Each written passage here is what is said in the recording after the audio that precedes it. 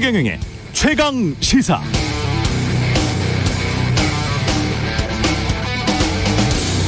네, 직장생활 이제 막 2년 차에 접어든 제 딸아이가 공유한 한 블로거의 글입니다. 믿고 거르는 리더의 6가지 모습이라는 제목인데요. 킹홍이라는 닉네임을 가진 분이 3년쯤 전에 쓴 글입니다.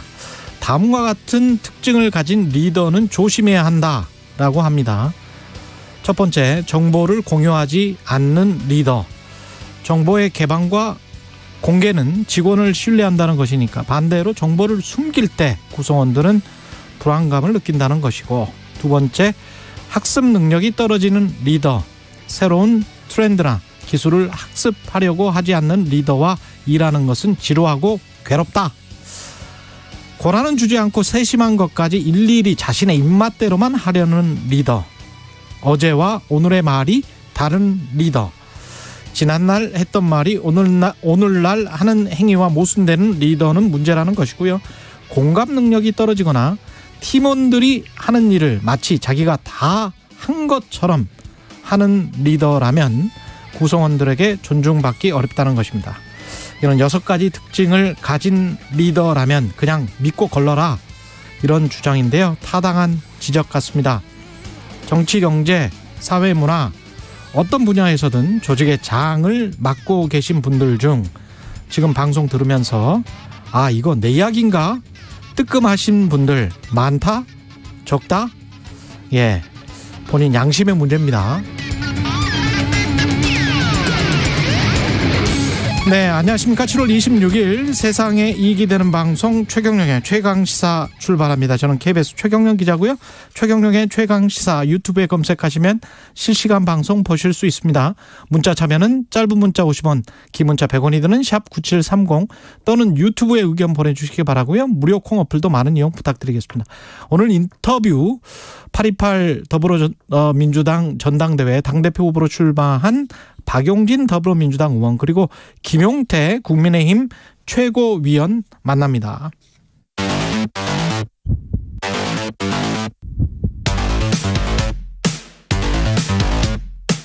오늘 아침 가장 뜨거운 뉴스 언박싱.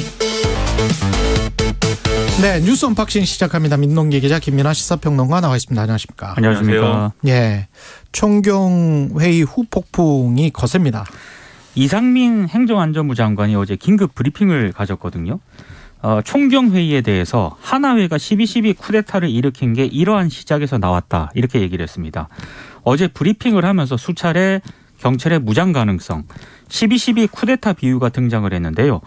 무장할 수 있는 조직이 상부의 지시에 위반해 임의적으로 모여서 정부 시책을 반대하는 것은 대단히 위험하다, 이런 얘기도 했고, 형사처벌까지 될 수 있는 엄중한 사안이다, 이렇게도 얘기를 했습니다.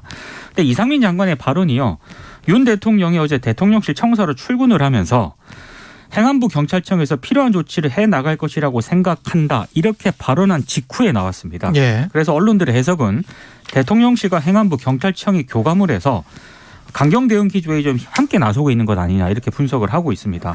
이상민 장관은 어제 국회에서 열린 대정부 질문에서도 자신의 쿠데타 발언을 접지 않고 계속 비슷하게 주장을 했고요. 근데 지금 오늘 국무회의를 거치게 되면은요, 이 시행령이 최종 확정이 되거든요. 갈등 확산은 좀 불가피할 것으로 보입니다. 특히 오는 주말에 경감 경위급 전국 팀장 회의가 예정이 되어 있고, 전국 경찰 직장 협의회는 어제부터 전국적으로 1인 시위에 돌입을 한 상황입니다. 그리고 지금 경찰 내부 게시판에는 이상민 행안부 장관을 비롯해서 지금 윤희근 경찰청장 후보자에 대한 어떤 성토, 이런 글들이 계속해서 올라오고 있는 상황입니다. 저는 행안부 장관이 경찰 간부들이 집단적으로 반발하고 또 한 군데 모여서 회의를 하고 집단으로 입장을 내고 이런 거에 대해서 이제 부적절하다고 평가할 수 있다고 저는 생각합니다. 그리고 국민들도 그리고 공무원들이 좀 이런 부분에 있어서는 공무원답게 행동해야 되는 거 아니야라고 생각할 수 있는데, 그런데 반대로 생각하는 분들도 있는 거죠, 당연히. 그렇죠. 예. 그런데 그런 공무원이 어떻게 해야 되느냐, 이 논란을 떠나서 이게 쿠데타인 거냐, 쿠데타 시도를 하는 거냐, 이거에 대해서는 누구도 제가 볼 때는 공감하지 않을 거라고 생각을 하거든요. 저는 이게 좀 불편한 어떤 대상에 대해서 우리가 쉽게 군에 비유하고 이렇게 많이 하는데, 군이 아닌 대상에 대해서 군에서 일어나는 일을 가지고 얘기를 할 때는 조심해야 된다고 생각을 합니다. 경찰들이 그러면 무장을 할 수 있다는 이유만으로 모여가지고 뭐 행안부에 경찰국이 만드는 걸 반대한다는 이유로 뭐 무장봉기를 하겠습니까 거기서? 또는 뭐 역사의 사례를 생각을 해보면은 군부가 이렇게 들고 일어나서 정권을 이렇게 장악하고 군부 정권이 수립된 사례는 있어도 경찰이 들고 일어나서 경찰 조직이 정권을 뭐 이렇게 찬탈한 그런 사례는 제가 아는 한에는 없거든요. 쿠데타는 그리고 좀 몰래 하죠. 몰래 모의를 해서 갑자기 들이닥치잖아요. 아니 근데 지금 총경들이 모여서 아산 연수원 경찰청 아산 연수원에 모여가지고 회의 총경회의 한 게 쿠데타로 비유가 바로 되나요? 잘 이해가 안 가는 게 총경들이 예. 모여서 회의를 한 거잖아요. 근데 이제 쿠데타라는 단어가 나오고 방금 김민하 평론가도 무장봉기라는 단어가 나오고 이 상황이 좀 정상적인 상황은 아닌 것 같아요. 근데 지금 말씀하신 이상민 장관이 그리는 세계 속에서는 비밀리에 그런 거를 모의하는 세력도 있는 것 같아요. 지금 보니까 특정 출신들이 지금 이런 일들을 주도하고 있다 이렇게 얘기를 했는데 언론은 다 이게 경찰대 얘기다 이렇게 쓰고 있거든요. 예. 그리고 이제 그런 출신들이 이 상황을 주도하고 있고 상당수의 경찰들은 이 행안부 신설의 구체적인 내용에 대해서 잘 모르는 상태로 부안대동에서 이제 끌려가고 있다 이런 얘기를 이제 지금 스스럼 없이 하고 있는데 그러니까 하나에다가 비유를 한 거잖아요. 예. 근데 경찰대 출신들이 경찰 내에서 뭐 이렇게 요직을 독식한다든지 승진을 자기들끼리만 이렇게 밀어주고 끌어주고 한다든지 이런 것들을 비판하고 이런 것들을 문제 삼을 수 있지만 그 경찰대 출신들이 일반적으로 어떤 예를 들면 더불어민주당이라든지 야당의 편향적이어가지고 지금 여당과 정부를 골탕 먹이고 있다라는 식의 생각은 확실한 근거가 있지 않으면 행안부 장관으로서는 얘기하기 어려운 얘기 아닙니까? 그리고 이게 참 말이 되나 싶은 부분이 지금 윤익은 이 경찰청장 후보자 예. 직무대행을 하고 있는 이분도 경찰대 출신이거든요. 이분은 왜 그러면 이 주모자를 감찰하고 이 대기발령 낸 것인지도 설명이 잘 안 되잖아요. 그런 논리라고 하면은 저는 여러모로 행안부 장관으로서 이렇게 쉽게 할 수 있는 얘기를 아닌 것을 이렇게 이렇게 고려 없이 이렇게 쉽게 막 내지르고 있는 상황이 도대체 국민들 눈에는 어떻게 보이겠는가 지금 상당히 돌아봐야 될 상황이라고 생각을 합니다. 이상민 장관이 과잉 충성을 하고 있는 건지 경찰들이 과잉 반발을 하고 있는 건지는 좀 판단을 해봐야 될 것 같고 아까 어젠가요 류총경이 이야기를 했었잖아요. 본인들은 40일 그 법령 내에 있는 그거를 충분히 좀 그 기간만이라도 지켜서 이걸 바꾸려면 다시 한번 좀 숙고를 해달라. 그게 지금 요구던데. 근데 4일 만에 예. 아주 압축적으로 지금 이 통과를 시키려고 하는 거거든요, 지금. 예. 네. 그러니까 내용의 찬반 논란도 있지만 지금 절차적으로 그렇죠. 이 미비하다라는 지적이 분명히 있는 거예요. 예. 한번 말씀드린 적도 있는데 이 보수 정권에서 법제처장을 지냈던 이석연 변호사 같은 경우에도 최근까지 언론 인터뷰를 통해서 계속 이렇게 하려면 정보조직법을 개정하는 게 먼저고 그렇죠. 그 정보조직법을 개정해서 지금 이제 행안부에 경찰 사무에 대한 일반의 어떤 규정을 좀 해놓고 그리고 이렇게 만드는 게 맞다. 그렇지 않으면 헌법상에 이 포괄이행 금지해놓은 거에 대해서 그 조항에 위배되는 것이다. 라고 지금 위헌 소지가 있다라고까지 얘기를 하고 있는 거 아니겠습니까? 이렇게 계속 진행하면 위헌 심판 청구 소송에 가게 될 거고 그러면 또 헌재에서 어떤 판결이 나올지는 어떤 결정이 나올지는 한번 지켜봐야 되겠습니다. 그렇죠. 예. 3719님이 경찰이 왜 이렇게 반발하는지 정부가 귀담아 들을 필요가 있습니다. 일단 속도가 너무 빠르잖아요. 비슷한 말씀이세요. 2261님은 반대로 저는 경찰 공무원들이 반발만 할 게 아니라 경찰국이 취지대로 운영될 수 있도록 협의를 통해 뺄 것은 빼고 더할 것은 더하는 일을 할 필요가 있다고 봅니다. 이게 지난번에 이제 검수완박이라는 그 타이틀을 가지고 이야기가 진행이 됐었을 때 검찰에 어느 정도 수사권을 남겨놓느냐 그렇게 또 이해하시는 분들도 있는 것 같습니다. 예. 근데 이제 이게 이상민 장관의 항변이나 이런 것들도 그 부분에 좀 포인트가 맞춰져 있는데 실제로 이제 시행령 지금 성안한 거를 보면은 일반적으로 이제 좀 반발하는 어떤 논리처럼 돼 있는 뭐 경찰을 장악한다든지 수사에 개입한다든지 이런 권한을 보장해 놓은 것은 아니다. 그래서 인사와 관련된 부분, 인사재청권을 이제 장관의 인사재청권을 분명히 하고 그다음에 원래는 이제 그 청와대 민정수석실에서 하던 업무를 민정수석실이 없어졌기 때문에 그래서 행안부 장관이 산하에 두는 그런 방식인 것이고 심지어 이것은 음지에서 이루어지는 일들을 양지로 끌어올림으로써 국회의 견제와 뭐 이런 감시를 받도록 하는 거다라고 설명을 하고 있어요. 그런데 여기에 대해서 좀 우려가 되는 거는 인사와 관련된 권한을 이제 규정했다라는 것으로부터 그러면 장관이 인사에 제청하는 것만 그러면 당연히 국회 감시 대상이나 뭐 이런 게 되는 거 아니겠습니까? 예. 근데 실제로 가능한 것이라는 거는 예를 들면 청와대 민정수석실도 규정된 권한을 가지고 뭐 그렇게 음성적으로 어떤 뭐 현안에 개입하거나 그랬던 게 아닌 거잖아요. 규정되지 않은 거를 활용하는 방식이 문제인 것이고 예. 그런 방식을 활용할 때 고리가 되는 게 인사권이거든요. 인사권을 가지고 있는 사람에게 충성을 해야 되니까 부당한 요구나 이런 것들도 받아들이게 되는 거 아니냐 경찰이. 음성적으로. 그렇죠. 예. 그런 가능성을 우려하는 것이기 때문에 그런 걸 고려할 필요가 있는 거죠. 실제로 그런 우려가 제기가 됐죠. 왜냐하면 어제 MBC가 보도한 내용을 보면은 그 대우조선 파업 타결되기 3일 전에 예. 이상민 행안부 장관이 이른바 그 경찰 수뇌부 회의를 주재를 했거든요. 이 자리에서 이상민 행안부 장관이 경찰 특공대 투입을 검토하라 이렇게 지시를 했다는 겁니다. 근데 실무진들이 반대를 해가지고 결국엔 투입은 안 했는데 예. 사실 이 경찰 특공대와 관련해서는 용산 참사라든가 이런 데 경찰 특공대 투입해가지고 많은 인명들이 좀 이렇게 피해를 입었지 않습니까? 그 뒤로 이제 법 개정을 해가지고 경찰 특공대 투입 못하게 돼 있었거든요. 근데 지금 행안부 장관이 실제로 그 회의를 하면서 이걸 검토하라고 지시했다는 증언이 나온 상황이기 때문에 더 이제 우려가 될 수가 있는 거죠. 제가 아까 과잉 충성이 아니냐 그렇게 이야기를 한 것도 이상민 장관이 만약에 경찰 특공대를 투입을 했으면 오히려 윤석열 정부에게 큰 정말 해를 입혔을 가능성이 높아요. 그렇죠. 위험합니다. 이 네. 이상민 장관이 판단을 지금 제대로 하고 있는지 이걸 검토하라고 지시를 했고 만약에 투입을 했으면 정권 초기에 굉장히 위험해졌어요. 그렇죠. 예, 이거는 안 한 게 잘한 것이고 이렇게 판단을 하고 검토 지시까지 하고 이런 것들이 그 과잉 충성에서 비롯된 게 아닌가 그런 지금 우려가 드는 것이죠. 네. 예. 그렇죠. 그리고 이상민 장관이 사실 이전에 해놓은 여러 가지 얘기들이 있습니다. 예를 들면 경찰이 주요 수사를 지휘하거나 주요 수사를 하거나 할 때 이거가 관련돼 가지고 행안부가 뭐 지휘를 하는 거냐라는 질문에 대해서 불분명하게 답변을 한다든지 예를 들면은 지휘해야 되는 부분을 해야 된다라고 한다든지 이런 의심스러운 이제 답변들도 있고 막 이랬거든요. 그렇죠.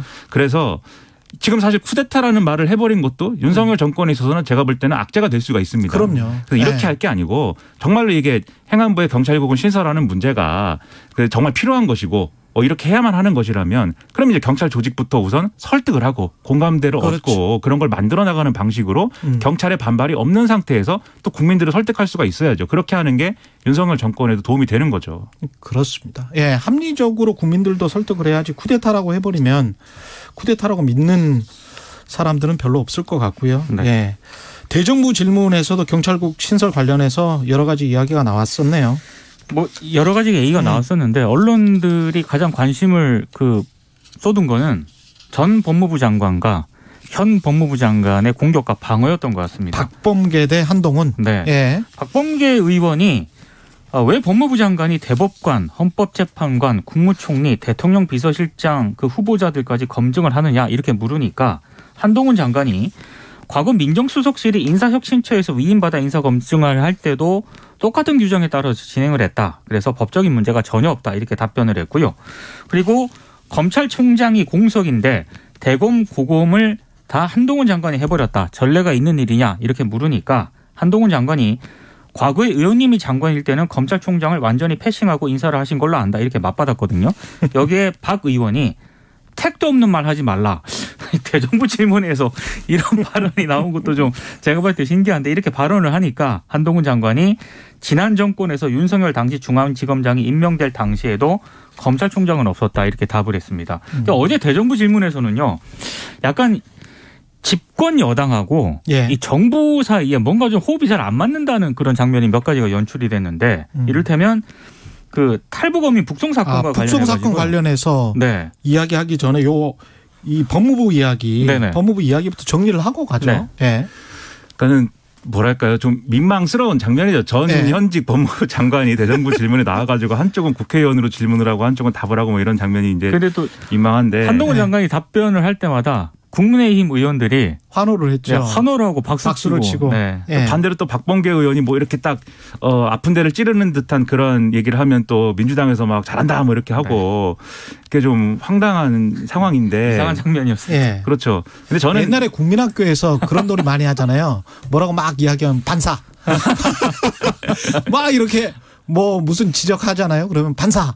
이게 지금 내용으로 봤을 때는 아직 먹히는 기간인 것 같아요. 한동훈 그렇죠. 법무부 장관한테 한 2개월밖에 정권이 안 됐기 때문에 반사. 지난번에 너희들도 잘못했잖아. 반사. 뭐 이렇게 그러니까 하면 내용적으로 좀 먹혀요. 지금 현재.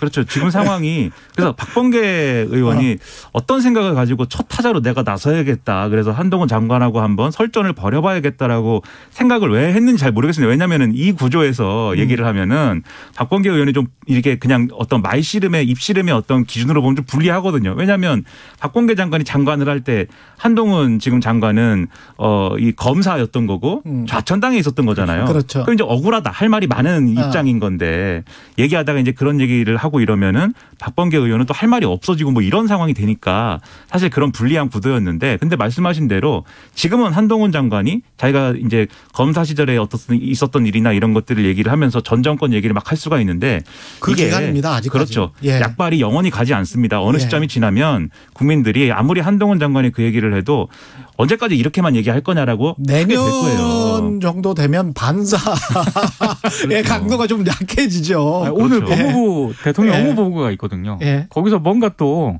반사가 아니라 뭔가 정확한 업무에 대해서 이제 얘기를 해야겠죠. 그래서 이런 상황에서도 전 정권 얘기를 하기보다는 전 정권은 잘못을 한 것들이 많이 있는데 그래도 정권이 바뀐 거 아닙니까 어쨌든. 그렇죠. 정권이 바뀌었으면 새로운 정권에서는 어떻게 잘하겠다는 것인지를 얘기하는 게 훨씬 더 생산적인데 앞으로는 그런 모습을 주로 보여줬으면 좋겠습니다. 그리고 박범계 의원도 화를 내면 안 돼요. 그렇죠. 네. 국민들이 보기에 이것도 메시지 전달인데 화를 내면 지는 것처럼 보여요. 그렇죠. 차분하게 이야기를 해야 됩니다. 네. 예. 화를 내는 거는 중요 포인트에서 내야 되고 예. 나머지 부분에서는 웃으면서. 네. 그렇죠. 박범계 그렇죠. 의원이 예. 제일 국민들에게 많이 알려진 그 계기가 웃음을 못 참아서인 거거든요. 박범계라는 게 있습니다. 박범계. 네. 예. 그 웃음을 못 참는 것도 중요하다. 네. 순이님이 어제 한동훈 장관과 박범계 전 의원이 대화를 하다가 20초 정도 서로 침묵하면서 노려보는 장면이 있었는데 정말 살벌하더군요. 싸우지 마세요. 이렇게. 국민학생들, 초등학생들 우어 하듯이 말씀을 하셨네요. 예. 여가부 폐지, 북송 관련된 거는 이야기를 하고 여가부 폐지한 이야기를 하죠. 그러니까 이게 몇 가지 스텝이 꼬이는 장면이 대정부 나왔거든요. 질문에서. 예. 예. 하태경 의원이 탈북어민 북송 당시에 이 판문점 통과를 위한 유엔사 승인이 있었느냐 이렇게 물었거든요. 근데 이종석 국방부 장관이 유엔사가 승인한 것으로 본인이 확인을 했다 이렇게 답을 했습니다. 근데 이 문제가 왜 지금 이게 스텝이 꼬인 거냐면은 지금 국민의힘이 문재인 정부를 공격하는 포인트 가운데 하나가 판문점을 통과할 때 유엔사 승인을 누락을 했다. 국민의힘이 이렇게 공격을 해왔단 말입니다. 그런데 국방부 장관이 승인한 것으로 확인을 했다 이렇게 답을 했고 지금 권영세 통일부 장관도 유엔사 승인을 받은 것으로 한다 이렇게 답을 한 겁니다. 그러니까 지금 이게 국민의힘이 최소 정부의 확인도 없이 이렇게 문제를 좀 제기한 거 아니냐 이런 좀 비판이 제기가 됐고요. 그리고 이 윤석열 대통령 스페인 방문 당시에 그 민간인으로 동행했던 신모 씨 있지 않습니까? 예. 근데 신모 씨가 원래 그 대통령실 해명은 외교부 장관의 결재를 통해서 기타 수행원으로 지정이 됐다 이렇게 해명을 한 거였는데 정작 외교부 장관은 어떤 명단에 그 신모 씨가 있는지조차 파악을 하지 못했다라고 또 외교부 장관이 그렇습니다. 그렇게 알려져서 또 이게 좀 엇박자다 이런 좀 지적이 나왔습니다. 근데 이제 외교부는 아마도 이제 대통령실이 이러저러한 수행원이 필요하니 이에 뭐 필요한 절차를 좀 진행해 달라라고 요구를 한 것일 테니까 외교부가 뭐 꼼꼼히 뭐 보지 않았다라는 해명도 있을 수 있다고 보는데 하지만 일 처리를 더 잘했으면 좋겠다는 생각이 들고요. 북송 논란은 이게 국민의힘하고 보수 언론 등이 좀 앞서 나간 측면들이 있어가지고 더 꼬이는 거예요. 왜냐하면 지금 유엔사 승인 없이 그리고 이 탈북 이 북송된 북한 선원들이 포승줄에 묶이고 뭐 이런 것들에 대해서 유엔사가 이렇게 하지 마라라고 문제 제기도 했고 이런 내용들이 이제 보수 언론에 막 보도가 됐었거든요. 유엔사 승인이 그렇죠. 없이 그냥 갔던 것처럼 그렇게 보도를 했습니다. 단독이라는 타이틀을 들고. 그렇죠. 네. 예. 그런데 이 지금 정부도 그건 아니다라고 얘기를 하는 거고 예. 그러면 그 보수 언론은 어디서 무슨 얘기를 어떻게 듣고 어떤 소스를 가지고 보도를 한 거냐 상당히 의문일 수밖에 없는데 그 보도 자체가 이제 오보였던 거예요. 그 보도가 나왔을 때 예. 뭐 국방부나 통일부가 확인을 해줬으면 깔끔하게 정리가 됐는데 어제 대정부 질문에서 이게 확인이 되니까. 그래서 또 하나 최근에 좀 혼란스러운 상황이 뭐였냐면 이 관련 TF가 만들어져 있잖아요. 국민의힘 내. 네. 지금 이제 하태경 의원은 해수부 공무원 피격 사건 진상조사 TF인데 다른 TF 또 있습니다. 한기호 의원이 단장을 하는. 네. 근데 거기서는 이 북송된 선원들이 이 살인자가 아니고 탈북 브로커다. 그렇죠. 탈북 브로커다라고 거기서 주장을 했는데 권영세 통일부 장관이 그렇지 않고 살인을 저질렀다는 진술은 있고 그것은 그렇죠. 이 사실로 확인이 된다라고 또 얘기를 했거든요. 예. 그러니까 서로 얘기도 안 맞고 좀 이런 스텝이 안 맞으면은 올바른 문제 제기를 했다 하더라도 국민들이 신뢰를 가지기 어려운 거 아닙니까? 그래서 이런 부분들은 팩트를 기반으로 해서 문제 제기를 해야 될 포인트를 정확히 해야 되는데 지금 너무 이제 몰아가기 식으로 한 이 부작용이 이런 데서 이제 나타나고 있다고 생각이 됩니다. 유엔사 승인을 받았다 그리고 살인 혐의가 분명히 그때 있었다라고 현직 장관들이 이야기를 해버렸기 때문에 이게 앞으로 여론이 이 문제에 관해서 어떻게 반응을 할지 그리고 이 문제를 계속 끌고 갈 수 있을지도 의문이 듭니다. 그렇죠. 이렇게 되면 국민의힘은 여가부 폐지와 관련해서 여가부 장관이 보고를 하러 들어가니까 대통령실에서 대통령이 폐지 로드맵을 마련하라 이렇게 주문을 했습니다. 그러니까 여성가족부 업무보고가 이게 계속 밀린 거거든요. 예. 그래서 어제 업무보고를 했는데 그 자리에서 윤석열 대통령이 여성가족부 폐지를 위한 로드맵을 조속히 마련하라고 이렇게 지시를 한 겁니다. 그래서 기자들이 그 대통령이 따로 지시한 거냐 아니면 보고 와중에 추가 지시가 나온 거냐 이렇게 물으니까 김현숙 여성가족부 장관이 자신은 그 여가부 폐지 내용을 보고 드리지 않았다 이렇게 답을 했거든요. 예. 그러니까 상당히 이것도 좀 어떻게 보면 엇박자 가운데 하나라고 생각이 되고요. 그럼 갑자기 이게 왜 이렇게 지시가 내려졌느냐. 언론들의 해석을 쭉 보니까 지금 윤 대통령 지지율이 좀 하락세를 보이고 있지 않습니까? 그래서 2030 세대 일부 남성의 이탈을 되돌리기 위해서 이 카드를 꺼낸 것 아니냐 이런 해석을 하고는 있습니다.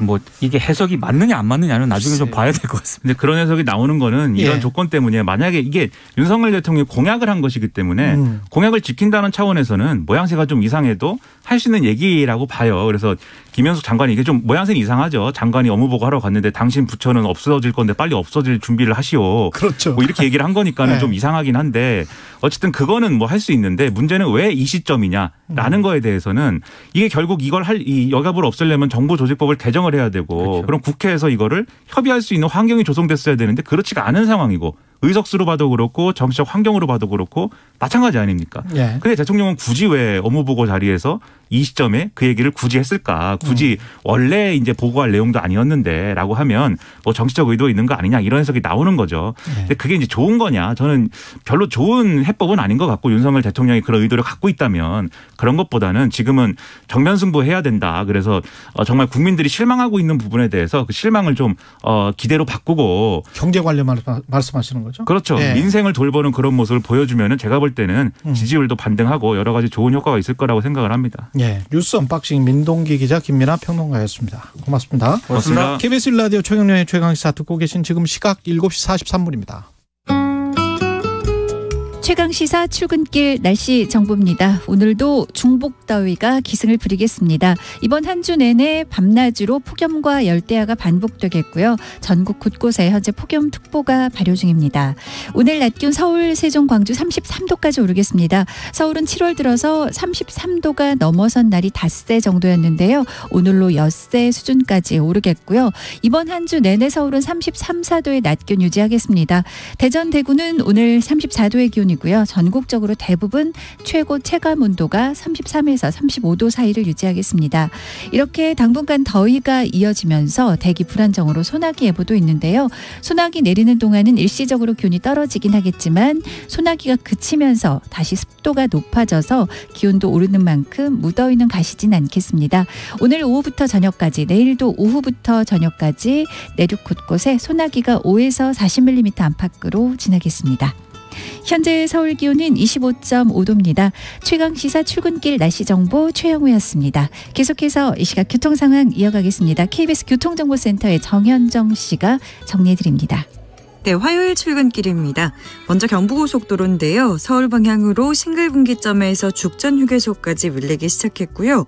양재에서 한남까지 제속도 못 내고 있습니다. 반대 부산 쪽으로는 3건의 고장난 차 소식이 있습니다. 먼저 동탄분기점 부근이고요. 다음은 청주분군과 청주분기점인데요. 각각 화물차 고장난 차가 서 있습니다. 이 부근들 지나실 때 조심하셔야겠고요. 경인고속도로 인천 방향으로는 인천요금소에서 서인천 부근까지 밀리고 있습니다.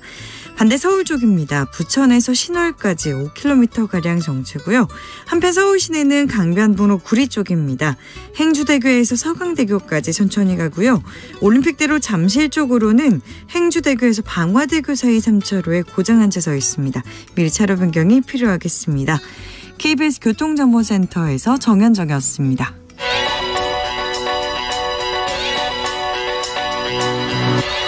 최강 시사 이상민의 눈. 네, 최강 시사 이상민의 눈 시간입니다. 나라 살림을 샅샅이 파헤치는 시간, 이상민의 눈 시간.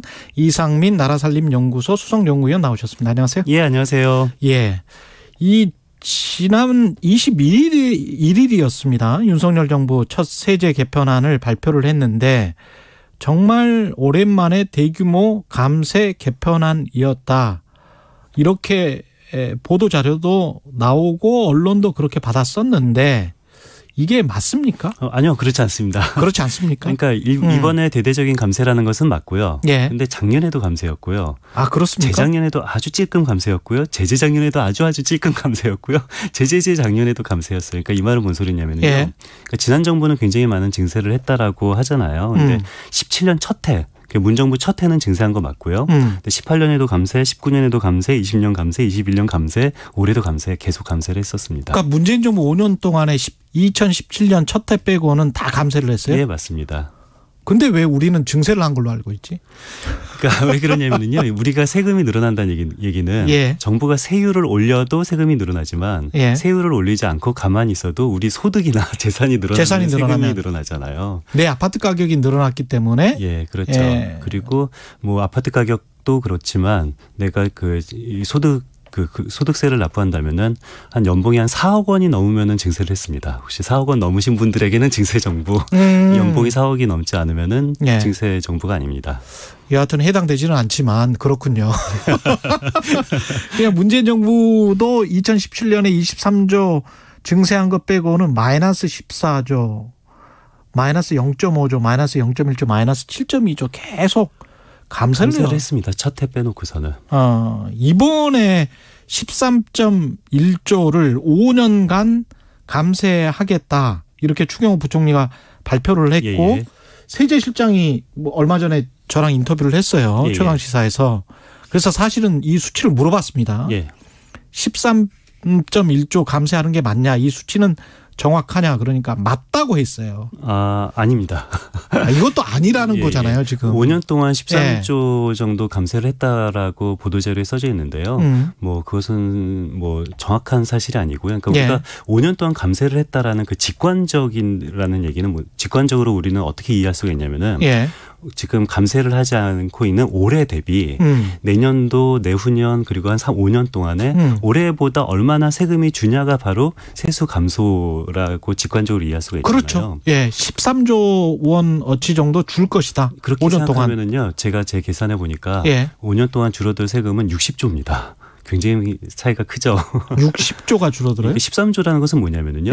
이게 전혀 직관적으로 이해할 수 없는 숫자예요. 그러니까 우리가 알고 싶은 것은 올해 대비 도대체 5년 동안에 얼마나 세수가 줄냐 이것이 알고 싶은 건데. 그렇죠. 근데 정부가 발표하는 13조라는 것은 미래의 어떤 시점에서 매년 주는 세금 감소를 합산한 개념이거든요. 이해 가시나요? 미래의 어떤 특정 시점이라는 거는 5년 후의 시점에서 그러니까 그 내년부터 얼마나 내후년에 세금이 주냐, 예. 또 내후년부터 내내후년 세금이 얼마나 주냐를 매년 그 전년도보다 주는 세금만 따로 합산한 거예요. 이게 감각적으로 직관적으로 도저히 이해할 수 없는 개념입니다. 그래서 우리가 정말 알고 싶은 것은 우리가 회계할 때 DCF 같은 그런 개념입니다. 그런 개념인데 예. 그거와도 전혀 다르고요. 아, 그거와도 다릅니까? 예, 그래서 예. 일단 우리가 국민들이 알고 싶은 것은 이번 세법 개정안이 없었다라면은 올해의 세법이 계속 지속된다라면은 도대체 5년 동안의 세수가 얼마 거치고 이번 세법 개정안이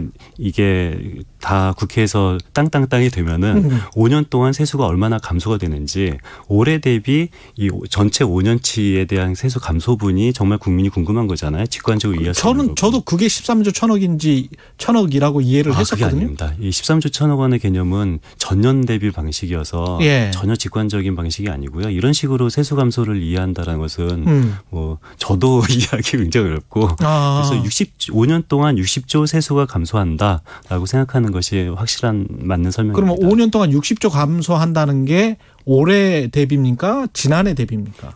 올해 대비죠. 올해 대비. 올해 국회에서 전부 다 정부안이 땅땅땅 심의가 예. 통과되면은 내년부터 세수가 감소되기 시작하잖아요. 아, 2022년 예. 올해 그렇죠. 대비부터. 그래서 올해부터 이제 내년, 내후년 향후 5년 동안에 세금이 얼마나 감소되는지를 더한 것이 60조입니다. 그러면 13조가 맞는지 60조가 맞는지 우리가 어떻게 알 수 있어요? 한번 계산을 해볼까요?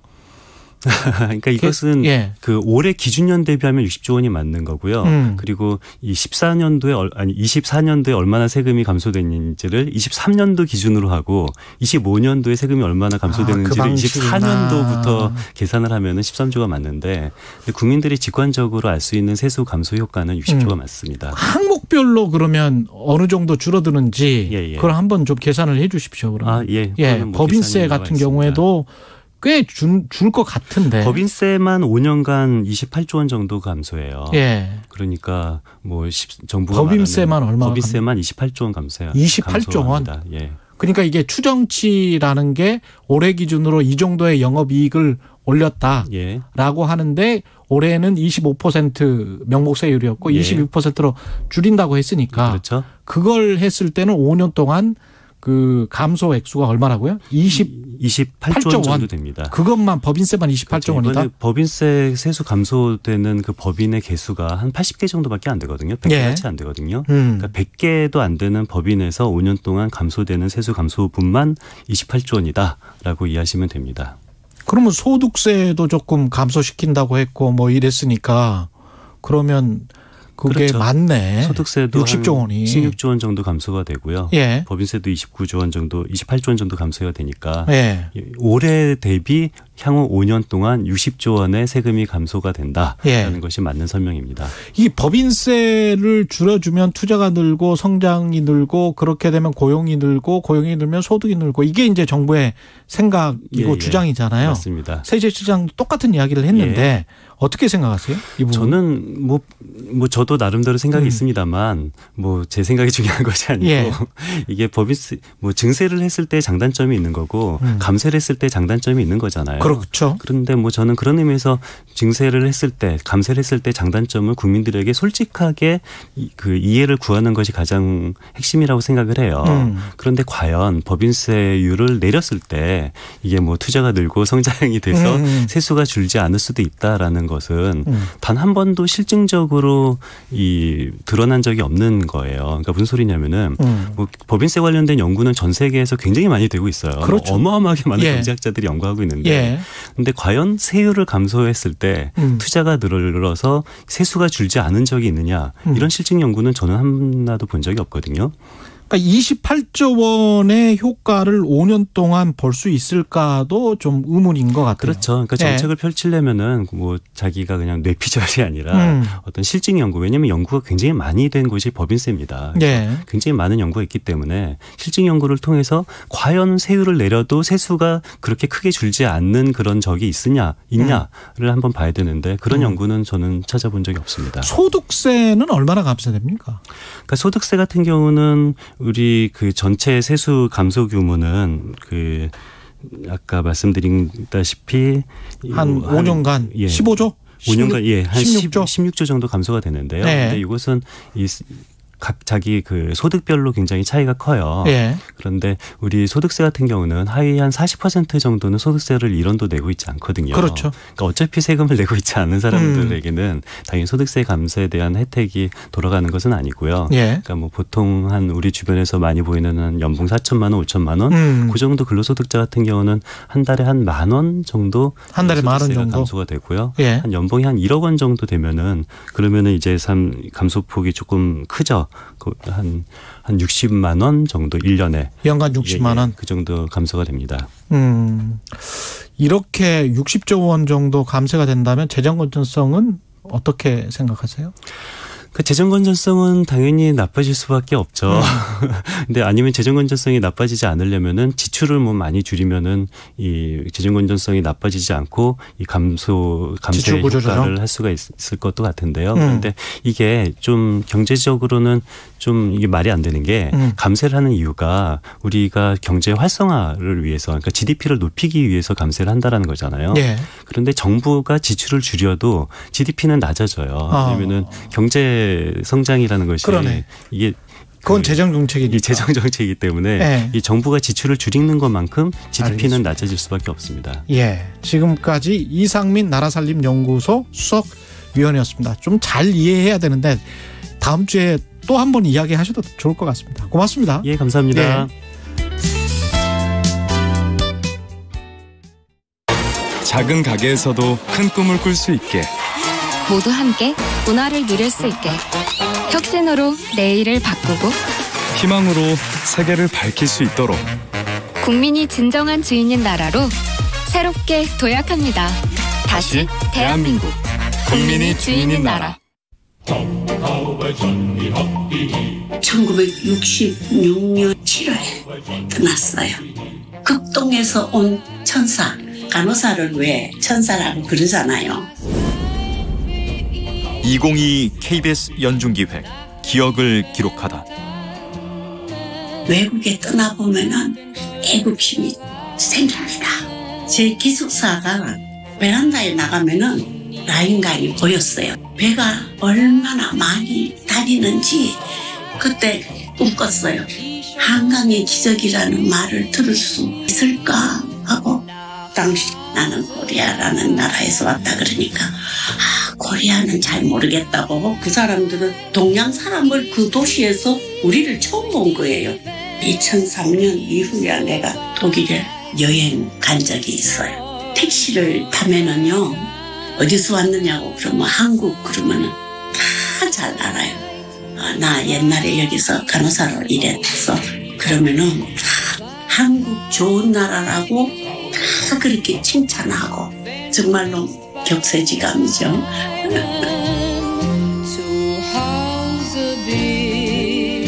우리가 파독 간호사, 광부, 간호조무사 이런 사람들이 영원히 기억될 수 있는 장소가 있었으면 좋겠어요. 파독 간호사 김병현 씨는 기억합니다. 60여 년 전 한국은 독일로 만여 명의 간호사를 파견했습니다. 낯선 동양에서 온 백의 천사들. 그들은 강인함과 성실함, 책임감 덕분에 코리안 엔젤로 불렸습니다. 그리고 고희를 넘긴 그들의 백발은 대한민국 경제와 외교의 역사가 됐습니다. 당신과 대한민국의 기억, KBS가 기록합니다.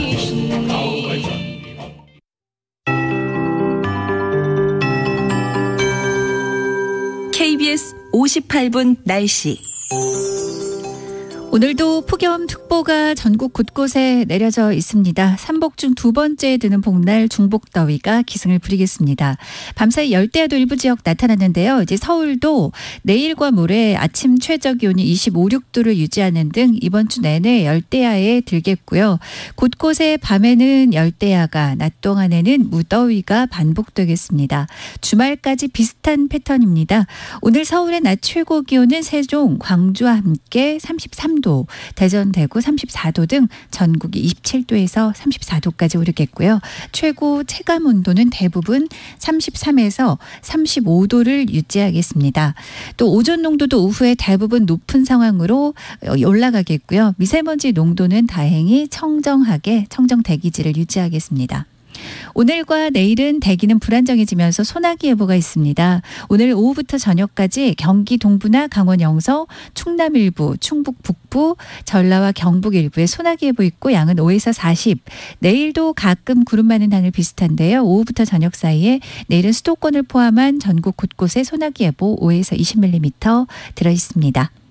현재 서울 기온은 25.2도입니다. 기상청에서 KBS 58분 날씨 최영우였습니다.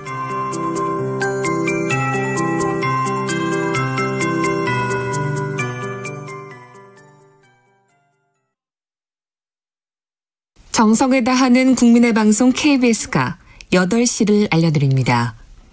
AM 711kHz, FM 97.3MHz, KBS 1라디오입니다. HLKA.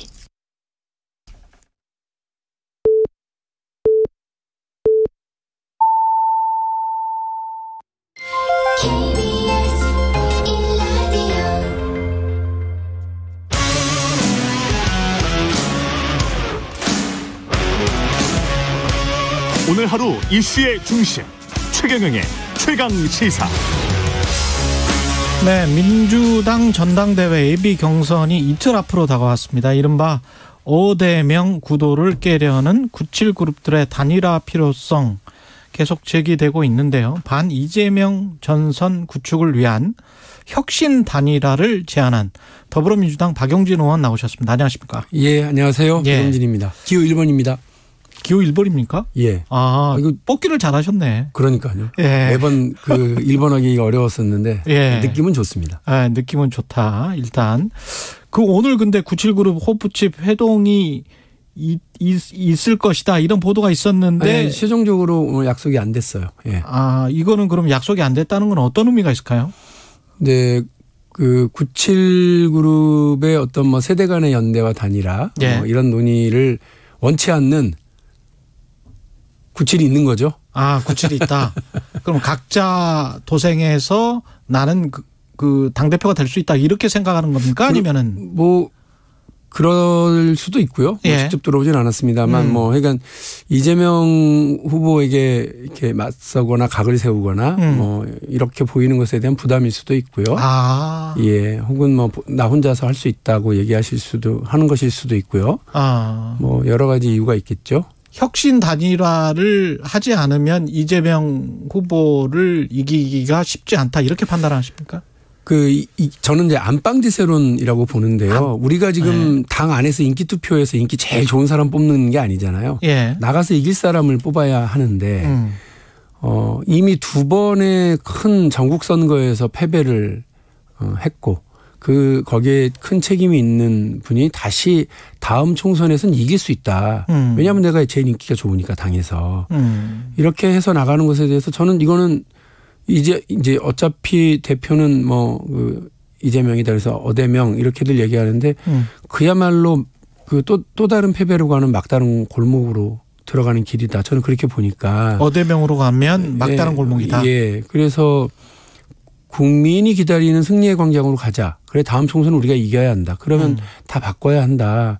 이재명 후보는 민주당 이름만 빼고 다 바꾸겠다고 그러는데 제가 볼 때는 이재명 후보도 바꿔야 되는 사람 대상인 거죠. 아, 이재명 후보도 바꿔야 되는 사람이다?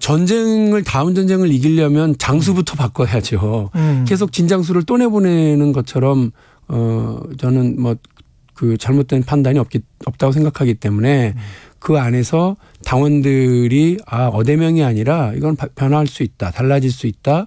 그리고 우리가 승리할 수 있겠구나. 새로운 장소를 뽑을 수 있겠구나라고 하는 그런 절박함에 대한 호응은 그러니까 당의 혁신을 공감하는 단일화, 혁신 단일화를 우선적으로 하는 것이 필요하다고 생각했습니다. 당내에서 이재명 후보가 인기가 높지만 바깥하고는 조금 온도차가 있다. 이런 게 이제 일반 여론조사하고 지지층 여론조사에서 좀 나타나긴 해요. 네, 맞습니다. 근데 박용진 의원님도 꾸준히 2위는 하는 것 같지만 말씀하신 대로 지지층 여론조사와 일반 여론조사의 격차가 좀 있습니다. 지도를 거꾸로 놓고 보시면 한반도는 대륙의 끝이 아니고 해양의 첫 출발점이죠. 마찬가지입니다. 박용진이 당 안에서는 아직 많은 당원들의 어떤 지지를 얻고 있지는 못하지만 당 바깥에서는 오히려 그 확장성이 훨씬 더 크고 중도 보수 이런 국민들의 민심을 다시 얻어올 수 있는 민심을 더 찾아올 수 있고 우리 민주당의 그동안 실망해서 떠났던 그런 스윙보터들이 민주당을 찍을 수 있도록 견인차 역할을 할 수 있는 당대표가 필요한 거 아니겠습니까? 예. 그게 바로 박용진이라고 저는 생각합니다. 지금 국민의힘이 기다리고 있는 당대표를 뽑을 거냐. 국민의힘이 기다리고 있는 당대표는 누군데요? 이재명 후보죠. 그러니까 좀 표정 관리하고 있다는 것 아닙니까? 이나땡이라는 말이 그 말이에요? 이나땡이라고 하는 말을 저도 들었습니다. 그리고 이재명 나오면 땡큐? 이재명이 나오면 땡큐인 이나땡이냐 아니면 대표가 박용진이면 심장이 쿵한다고 하는 대박 심쿵이냐 이 길을 가야죠. 민주당이 대박 심쿵은 지어내신 것 같은데? 아침에 오면서 만들었어요. 그럴싸하죠. 대표가 박용진은 이나땡을 어디서 들어봤는데 대박 심쿵은 제가 신상이니까 나름 중고 신인이잖아요. 그래서 우리 민주당으로서는 이길 수 있는 카드를 뽑아들어야 되고 국민의힘이 두려워하는 사람 박용진을 당대표로 만드는 것이 국민의힘이 기다리고 있는 이재명 후보를 뽑는 것보다 훨씬 다음 총선에서 승리를 보장할 수 있다 저는 그렇게 생각합니다. 제가 아까 그 여론조사 비슷한 거 말씀을 하셨는데 이것도 안 읽으면 또 뭐 심의가 나올 수가 있어서 한국사회여론연구소가 TBS 의뢰로 지난 22일부터 23일까지 민주당 당대표 후보 지지도 조사 이재명 의원이 42.7% 그 뒤를 이어서 박용진 의원이 14.0% 이랬네요. 중앙선거 여론조사 심의 홈페이지 참조하시면 되고요. 그런데 AB 경선 통과는 서른 의원이랑 인터뷰 때는 서른 의원은 상당히 이제 자신이 있어 했거든요. 그 이유가 중앙위원이잖아요. 거의 큰 비중이. 그리고 이제 당내 네트워크가 좀 있었던 사람이 컷오프가 될 것 같다. 컷오프에서 올라올 것 같다. 그런데 이제 박용진 의원 같은 경우는 당내 네트워크가 좀 다른 분들에 비해서는 좀 약한 게 사실이지 않습니까?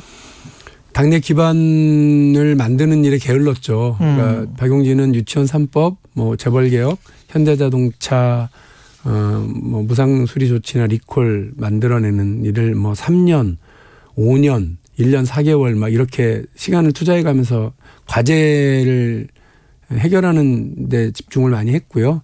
당내 뭐 기반을 만드는 일은 게을렀다. 저는 이렇게 표현하는데 그것이 뭐 개파가 없고 지지하는 의원 그룹이 없고 뭐 이런 건 사실입니다만 그러나 저는 우리 중앙위원들이 정치 5단 6단은 하는 고수들이다. 어떻게 해야 민주당의 전당대회가 흥행할 거냐. 어떻게 해야 민주당 전당대회가 혁신과 변화에 에너지가 꿈틀거리는 전당대회가 될 거냐. 3명 중에 누가 들어가야 되느냐. 또다시 개파 대립의 힘자랑 대회로 끝날 거냐. 아니면 그냥 안방 대세론에 허무하게 주저앉아 버릴 거냐. 아니구나. 박용진이라고 하는 대항마가 있구나라고 생각하고 저는 올려보내실 거라고 믿고 있습니다. 이 공천권 관련해서 결국 당대표가 쥐고 있기 때문에 당대표 선거가 이렇게 과열되는 것 아닌가 그런 생각에서 강병훈 의원도 공천권 포기 선언을 한 것 같은데요. 개파 갈등을 조장한다 오히려 공천권이. 그런 생각에는 어떻게 동의를 혹시 하십니까? 공천권 포기는? 그러니까 공천권이 뭔가 공천을 받아야 되는 분들과 우리 국민들 보시기에 뭔가 좀 안심되어야 된다. 지금 뭐 공천학살 이런 단어들이 횡행하고 있는 중이잖아요. 벌써부터. 그러니까 그런 면에서의 공감은 하는데 방법은 좀 다르죠. 그러니까 저는 공천관리위원회를 그 선거 1년 전에 구성하려고 그래요. 1년 전에? 그래서 예측 가능하고 투명하게 관리하면 되지. 그걸 관리를 잘하라고 뽑아놓은 당대표가 사감 공천하고 셀프 공천하고 뭐 공천학산하고 미운 놈 그 귀양 보내고 하는 그런 식으로 권력을 사용하는 이렇게 하는 그 태도를 보이게 될까 봐서 걱정하는 거 아니겠습니까? 예. 그렇게 하지 않도록 1년 전부터 투명하게 공개적으로 진행하고 충분히 심사하고 충분히 경선 준비를 할 수 있도록 만들어주면 1년 전부터 준비를 하는 겁니까? 1년 전에 뽑는 겁니까? 공천관리위원회가 보통 선거 3, 4개월 전에 만들어져서 그야말로 호떡집 불난 것처럼 벼락치기로 하지 해요. 말고. 그렇게 하면 누군지도 모른 채로 그냥 쪽지 받아가지고 하는 경우가 너무 많고 전화 받아서 사람 판단하는 경우가 너무 많아요. 그렇지 않고 3번, 4번에 걸친 면접이 진행되고 여러 차례에 걸친 지역 여론조사 같은 게 진행되고 이렇게 해야 돼요. 그 민주당은 어떻게 혁신해야 됩니까? 혁신이 어려운 게 아니라고 저는 봐요.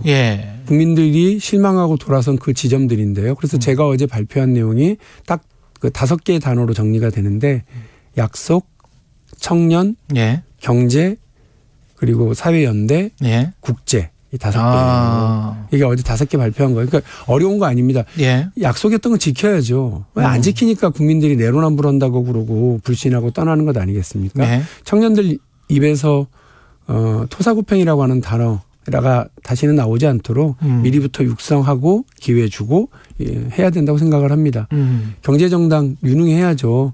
경제관료들이 손실보상 해줄 돈은 없다고 그러다가 정권 바뀌니까 53조 새로 걷어왔다고 이런 꼴을 당하니까 민주당이 무능하다고 그런 소리를 들었다고 저는 생각을 합니다. 사회연대. 선진국 대한민국에 초대받지 못한 국민들 많이 계십니다. 노동자인데도 노동자로 불리지도 못하는 사람들, 보호도 받지 못하는 사람들 많이 계십니다. 프리랜서, 플랫폼 노동자들 이런 분들 그럴싸한 이름이기는 한데 다들 그 권리의 우산 바깥에들 계시거든요. 그분들을 돕기 위한 정당으로 거듭나야 중산층과 서민의 정당이라고 하는 이름을 회복할 수 있겠죠. 그리고 국제와 관련해서는 어떤 혁신이 있을까요? 우리 민주당이 국제적 감각, 국제적인 식견을 좀 두루 갖춘 정당이어야 돼요. 뭐 사실 좀 창피한 얘기입니다만 우리 민주당의 아침 최고위원회 자료가 그 참고 자료가 뭐냐면 그 일간지 민주당과 관련된 정치부 스크랩이에요. 그게 다예요. 지금 국제 정세가 어떤지 뭐 박용진 당대표가 되면 그날 세계 유수지들 뭐 뉴욕 타임즈라든지 혹은 뭐 이코노미스트라든지 이런 그 유수의 주장, 사설 이런 것들이 바로바로 그 번역돼서 올라오고 또 국제 경제 동향이라든지 이런 것들에 대한 브리핑이 아침마다 진행되면서 우리 의원들과 당원들이 국제적 식견을 갖추는 실력 갖춘 정당이 될 수 있도록 하겠다는 말씀입니다. 이렇게 해야 꼭 내맘 같은 정당이다. 민주당은 되게 매력적이네 하는 그런 얘기를 들을 수 있을 것 같습니다. 아까 그 토사구팽 관련해서 사실은 박지원 전 위원장이 그런 이야기를 했잖아요. 이재명 의원이 직접 전화를 해서 사실은 민주당이 공천을 한 게 아니고 공천 추천을 한 게 아니고 이재명 의원이 직접 전화해서 인천 계양을 재보궐 공천을 압박했다. 그런 거죠. 좀 많이 놀랬고 이게 만일에 진짜로 그 당의 요청에 의해서 본인이 희생하겠다 이런 뉘앙스였었잖아요. 그동안 계속. 그렇죠. 그렇게 보도가 됐었고. 근데 그게 본인 출마를 위해서 거짓말을 했고 이중 플레이를 했다고 한다면 저는 당대표로서의 신뢰를 갖기가 어렵다고 봅니다. 그래서 이 부분과 관련해서 그냥 얼렁뚱땅 유야무야 넘어가실 일이 아니다. 이미 이제 공개 활동을 시작하셨으니 이런 좀 그 망신스럽고 나쁘끄러운 문제에 대해서 사실이 아니면 사실이 아니라 분명히 얘기해 주시고 사실이라고 그러면 사실은 이런 오해가 있었던 거라 아니냐라고 하면서 본인의 의견을 분명히 해 주실 필요가 있다. 그래서 이 논란에 대해서 직접 측근 말고 직접 해명하실 필요가 있다 생각이 들고요. 이 셀프 공천이 본인의 공천에도 이렇게 막 여러 가지고 있는 여러 네트워크와 힘을 이용하는 거라고 한다면 이제 당연히 공천받아야 되는 현역 국회의원들, 지역위원장들은 불안해지는 거죠. 앞으로. 그러니까 이렇게 되면 사감 공천 되겠구나. 뭐 엿가락 공천이라고 불리는 그 당대표 마음대로 엿가락 공천 또 반복되는 거 아니냐. 그리고 지금 막 공천 학살이라고 하는 단어가 횡행하고 있는데 이런 일이 벌어지는 거 아니냐. 반대했던 사람들, 다른 후보를 지지했었던 사람들. 이런 사람들에 대해서 오히려 불이익이 생기는 거 아니냐. 이런 불안감들이 당내에 있으면 이게 통합이 되겠습니까? 그리고 제대로 된 민주당 혁신이 어떻게 가능하겠어요? 그래서 저는 이재명 의원이 그 본인이 자신의 입으로 2번의 선거, 특히 지난 지방선거에서의 패배에 대한 책임이 있다라고 얘기를 했다면 개항을 공천도 그 한 원인과 이유였거든요. 그럼 그 부분에 대해서 본인은 그동안 당의 요청에 의해서 어쩔 수 없이 희생을 하면서 나왔다고 했는데 압박을 통해서 했다고 하는 이런 주장이 나온 마당이라면 여기에 대해서 깔끔하게 해명하셔야 할 필요가 있다고 봅니다. 3716님은 이런 질문을 하셨네요. 박용진 의원님, 이재명 의원이 당대표가 되면 네.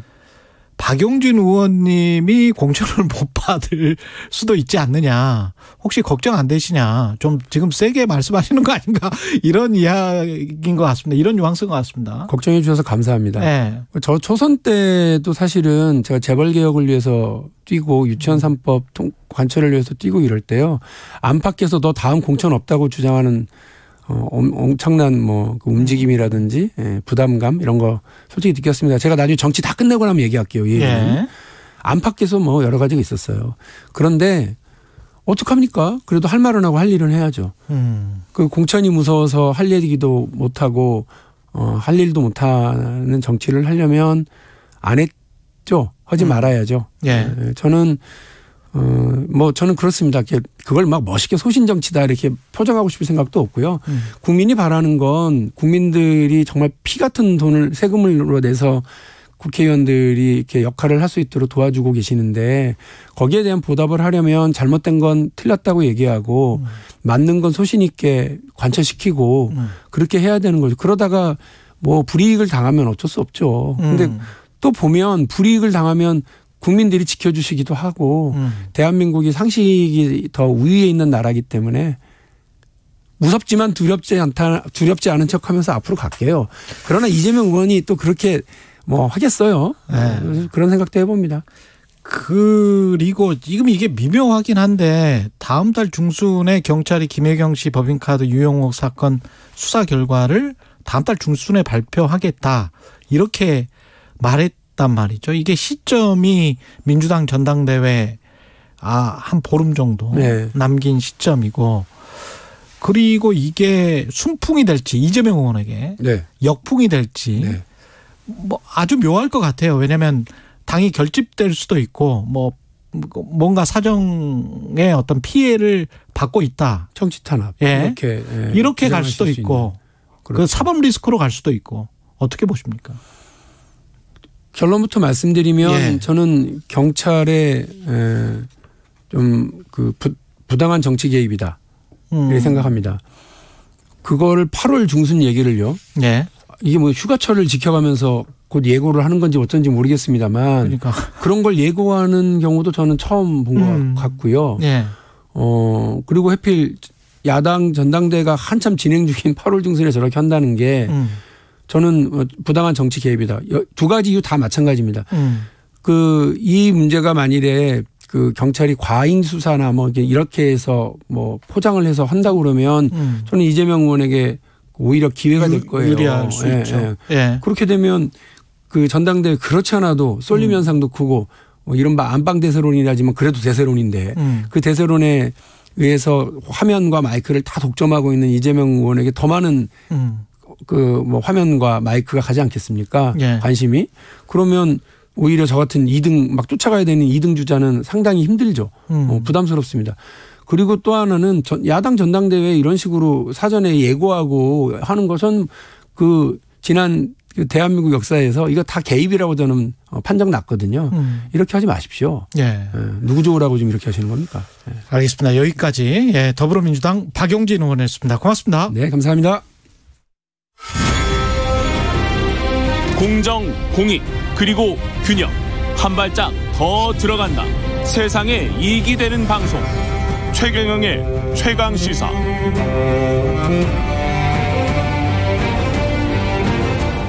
네, 국민의힘 가보겠습니다. 국민의힘 지도부가 안철수 의원이 추천한 국민의당 목 최고위원 2명 선임 절차 진행하기로 했는데요. 지도부 내에서 반대 의사를 밝혔던 김용태 청년 최고위원 연결돼 있습니다. 안녕하세요. 네, 안녕하십니까. 김용태 최고위원입니다. 김 최고위원은 최근에 이 인선에 반대를 해오셨고 비공개 최고위원회에도 불참을 하셨는데 반대하시는 이유는 뭘까요? 이게 일단 뭐 이 인선은 어제 다뤄질 것이라고 사전에 예정된 것은 아니었고 뭐 네. 지역 일정을 위해서 어제 회의는 참석을 못했고요. 저는 그 안철수 의원께서 추천하신 최고위원 두 분에 대해서는 여러 차례로 공개적으로 반대를 말씀드렸습니다. 뭐 김윤, 정점식 의원에 대한 개인적인 어떤 호불호가 있는 것은 아니어서 오해 없으셨으면 좋겠고요. 반대하는 이유는 그 절차적 정당성 때문에 저는 반대합니다. 저는 정치를 하면서 절차적 정당성, 뭐 절차 민주주의 굉장히 중요하다고 생각하고요. 저희가 대선 전에 국민의힘과 국민의당이 합당한 것이지 국민의힘이 안철수 의원 개인과 합당한 것은 아니잖아요. 그러면 양당이 사당도 아니고 당과 당이 합당했으면 그 합당 정신에 따라서 합의된 내용들, 그러니까 최고위원 두 분에 대한 추천도 기존의 국민의당에서 일정한 어떤 민주적 절차를 통해서 추천되는 것이 저는 절차적 정당성을 갖춘 것이라고 생각해요. 그러니까 적어도 과거 국민의당의 원내의원들 3분 계셨었는데 이분들에게 의사를 물어보신다거나 어떤 합의의 과정을 거쳐야 하는 것 아니겠습니까? 그런데 이러한 일련의 과정이 없었다고 그 모 의원께 제가 직접 들었고요. 예. 그러다 보니까 이것이 절차적 정당성이 부족한 것 아닌가 그런 의미에서 또 반대를 했었습니다. 그리고 저희 사무총장이죠. 한기호 총장께 제가 직접 물어봤는데 이 안철수 의원께서 추천하신 3분을 어떻게 추천받았냐 제가 물어봤는데 저희가 공당인데 공문을 통해서 접수받은 것도 아니고 메신저를 통해 가지고 접수를 받았다고 하더라고요. 예. 사진을 찍어가지고. 그래서 이것도 굉장히 좀 문제가 있는 것 같고요. 좀 여러 차례로 뭐 절차적 문제를 가지고 반대를 해왔었습니다. 사실은 이준석 당대표가 이 두 사람의 인선을 반대를 해왔기 때문에 혹시 국민의힘 지도부가 이준석 대표 지우기 작업을 하고 있는 거 아닌가 이런 해석도 나오고 있는데요. 어떻게 보십니까? 그거는 제 생각에는 과도하게 해석하는 것 같습니다. 권성동의 직무대행 체제에서 당정의 안정을 위하다 보니 그렇게 빚어질 수 있다고 생각하고요. 물론 이준석 대표는 최고위원 2명 인선에 대해서 반대를 해왔지만 반대로 권성동 대행께서는 또 2명 인선에 대해서 여러 차례 찬성을 하셨기 때문에 이준석 지우기로만 보는 것은 과도하게 해석하는 것 같고요. 아까 그 말씀드렸 대로 절차적 정당성을 가지고 제가 계속 반대하지만 제가 저희가 결과를 위해서 합당 정신을 위해서라도 국민께 약속을 지키는 모습을 보여드려야 한다는 주장들이 있지 않습니까? 네. 그런 것과 관련해서 저는 이렇게 말씀드리고 싶어요. 저희가 민주당의 검수 완박을 할 때 굉장히 많이 반대하고 강하게 반대하지 않았습니까? 제가 반대했던 이유 중에 하나는 뭐 민영배 의원의 꼼수 탈당이라든지 민주당의 어떤 대화 타협의 과정 없이 일방적으로 몰아붙였다든지 이러한 절차적으로 문제가 있었기 때문에 아무리 민주당이 검찰개혁이라는 어떤 결과를 국민들께 말씀드려도 많은 국민들과 또 많은 사람들께서 그 민주당의 검수완박을 비판했던 것이 절차적으로 정당성에 하자가 있었기 때문에 비판받았다고 저는 생각되거든요. 그리고 이것과 관련해서 저희가 헌법재판소에 또 저걸 했지 않습니까? 예.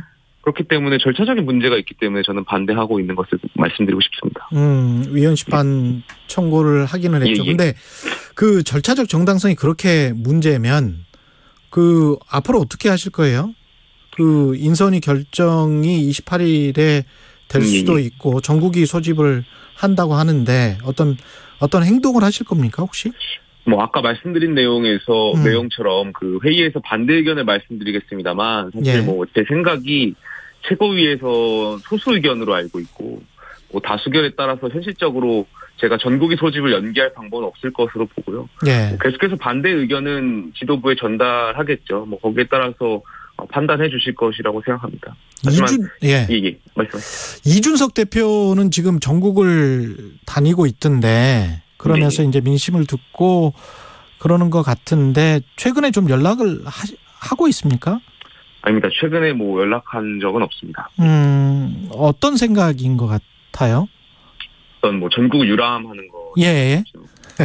뭐 저는 대표가 지금 징계를 수용한 것인지 아닌지 본인의 입장을 스스로 드러내지 않은 상태이고 현실적으로 지금 상황에서 이 대표가 선택할 수 있는 것은 많지 않다고 생각해요. 그렇기 때문에 이준석 대표를 향한 비판들이라든지 이런 것들을 좀 전국을 돌면서 당원들과 만남의 시간을 가지면서 좀 성찰의 시간을 갖는 것도 많은 분들께서 이 대표에게 조언을 했던 부분이고 저는 지금 이준석 대표가 선택할 수 있는 최선의 방법을 선택했다고 생각합니다. 그래서 SNS 활동을 좀 줄이고 지금보다도 더 예. 오프라인에서 많은 당원분들과 국민들을 만나시면서 어떤 많은 분들이 생각하는 그런 방향에 대해서 좀 공감하고 공유를 하고 하면 좋지 않나.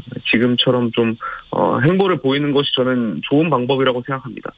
6개월 후에 돌아올 수 있을까요? 어떻게 보십니까? 제일 중요한 것은 수사 결과겠죠. 수사 결과상 문제가 없다는 전제 아래 문제가 없다면 저는 당연히 6개월 뒤에는 돌아올 수 있다고 보고요. 그렇게 결정을 해서 저희가 최고위가 또 사고 상황으로 권성동 직무대행 체제를 그런 가정 아래 한 것이니까요. 단 수사 결과가 문제가 있다면 말씀하신 대로 돌아오는 것은 쉽지 않겠죠. 그 JTBC가 어제 추가 보도를 했던데 성상납 의혹과 관련한 윗선이 있었다. 그러니까 누군가가 제보를 했다. 그 윗선이 어떤 것이냐. 7억 각서를 쓸 때 어떤 건설회사 사장을 통해서 윤석대라는 이름이 나왔습니다. 대통령 당시 후보 비서실에 있었고 정책위원이고 이 사람에게 전달돼서 대통령 비서실로 간 것 아닌가. 7억 원 투자각서에 관한 내용이 이런 JTBC의 보도였는데 이게 어떻게 보면 이준석 대표에게 양날의 검이 될 수도 있을 것 같아요. 저는 그 JTBC가 사회적으로 굉장한 파장과 자칫 과도한 해석을 불러올 수 있는 이런 내용을 언론 보도했다는 배경에는 예. 그래도 아직까지 공개되지 않은 무언가 확실한 내용을 JTBC가 취재한 것 아닌가에 대한 생각을 갖고 있습니다. 그렇기 때문에 물론 말씀하신 대로 윤석대 전 의원은 이번 사건에 대해서 아는 바가 없고 또 장 씨는 아는 사람도 아니라고 말씀하셨는데 언론이 취재를 더 해봐야 알겠지만 혹여나 장 씨 말이 사실이거나 아니면 병원장 말이 사실이라면 이것은 당 차원에서 고발 조치가 있어야 하는 것 아닌가에 대한 생각이 있어요. 그렇잖아요. 왜 국민의힘 입장으로서는 굉장히 불쾌한 주장을 하고 있는 것이거든요. 예. 저희가 사당도 아니고 대한민국의 어떤 집권의 역사와 함께하고 있는 공당인데 이것은 정당 차원에서 고발을 하고 누구를 고발하는 거예요? 이 취재 과정에서 그 장 씨라든지 예. 사실을 수사 결과를 통해서 밝혀야 되지 않겠습니까? 이게 정말 사실인지 물론 저는 아니라고 믿고 싶지만 이게 사실인지 아닌지는 수사 결과를 통해서 좀 알아야 될 필요가 있지 않나. 강력하게 대응해야 되지 않나 싶습니다. 근데 제가 양날의 검이 아니냐라고 물어본 거는 물론 윗선이 있어서 누군가 개입해서 이준석을 낙마시키기 위해서 토사구팽하기 위해서 그런 것 아니냐 이런 의혹이 불거질 수도 있지만 보도 자체를 보면 역으로 봤을 때는 7억 원 각서를 썼다. 실체적 진실이 있다. 그렇게 비춰질 수도 있는 거 아닙니까? 7억 원 각서를 쓴 것에 대해서는 거짓은 아닌 것으로 알고 있지 않습니까? 다만 그 서명한 것이 저희 정무실장이 서명을 한 것인데 그것이 어떠한 이유에서 서명한 거에 된 것인지 그리고 이준석 대표의 지시가 있었는지 없었는지가 중요한 쟁점인 것이지 서명한 각서가 있는 것은 저희가 사실인 것으로 알고 있기 때문에 그건 그렇게 보시면 될 것 같습니다만 어쨌든 저는 그 JTBC 보도 내용이 윗선 개입이 사실이 아니길 바라고요. 저는 당원의 입장으로서 이것이 정말 사실인지 아닌지에 대해서는 수사 결과를 통해서 확인되어야 하지 않나 생각합니다. 그럼 윗선 개입도 지금 말씀하시는 거는 윗선 개입도 경찰이 한번 수사를 해봐야 된다 이런 말씀이시네요. 저는 윗선 개입이 당연히 없을 어디까지가 윗선인지 잘 모르겠습니다만 기를 저는 바라고요. 있어서도 안 되겠지만 이런 것은 좀 JTBC가 근데 또 보도한 것이 또 일방적인 어떤 주장에 의해서만 보도하진 않았을 것이라고 저는 생각되거든요. 그렇기 때문에 이런 건 좀 국민들과 당원분들께 낱낱이 좀 실체적 진실이 알려져야 되지 않나. 많은 국민들께서 당원분들께서 JTBC 보도를 보고 좀 당황해 하시거든요. 그렇기 때문에 JTBC에서도 좀 후속 보도를 통해서 여기에 대해서 실체적 진실을 더 많이 알려드려야 된다고 생각되고요. 수사기관의 어떤 고발 조치에 따라서 또 수사 결과도 있어야 되지 않나 싶습니다. 성접대 의혹과 윗선 개입에 관해서 함께 수사하는 게 좋다. 이런 말씀이신 것 같습니다. 국민의힘 김용태 청년 최고위원이었습니다. 고맙습니다. 네, 감사합니다. 예, KBS 1라디오 최경영의 최강시사 2부는 여기까지고요. 잠시 후 3부에서는 김호기의 사회학 카페 그리고 김원장 KBS 방콕 특파원 연결합니다.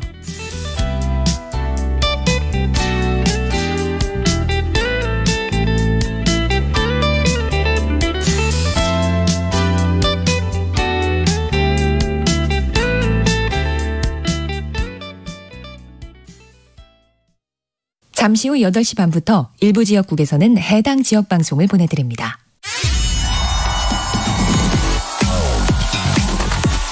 여러분, 경제가 어려워서 너무 힘드시죠? 그래서 준비했습니다. 대한민국 경제 오디션 내가 경제스타 K. 경제와 관련된 이야기라면 모두 환영합니다. 총 상금 6천만 원을 준비했습니다. 자세한 내용은 오후 4시 5분 홍사원의 경제쇼에서 알려드릴게요. 진행은 서툴지만 내용은 알찹니다. 진실의 편에서, 정의의 편에서, 약자의 편에서 뉴스를 전합니다. 주진우 라이브와 함께 더 많이, 더 오래 웃었으면 좋겠습니다. 매일 오후 5시 5분 KBS 1라디오 주진우 라이브. 지금 시각은 8시 30분입니다. KBS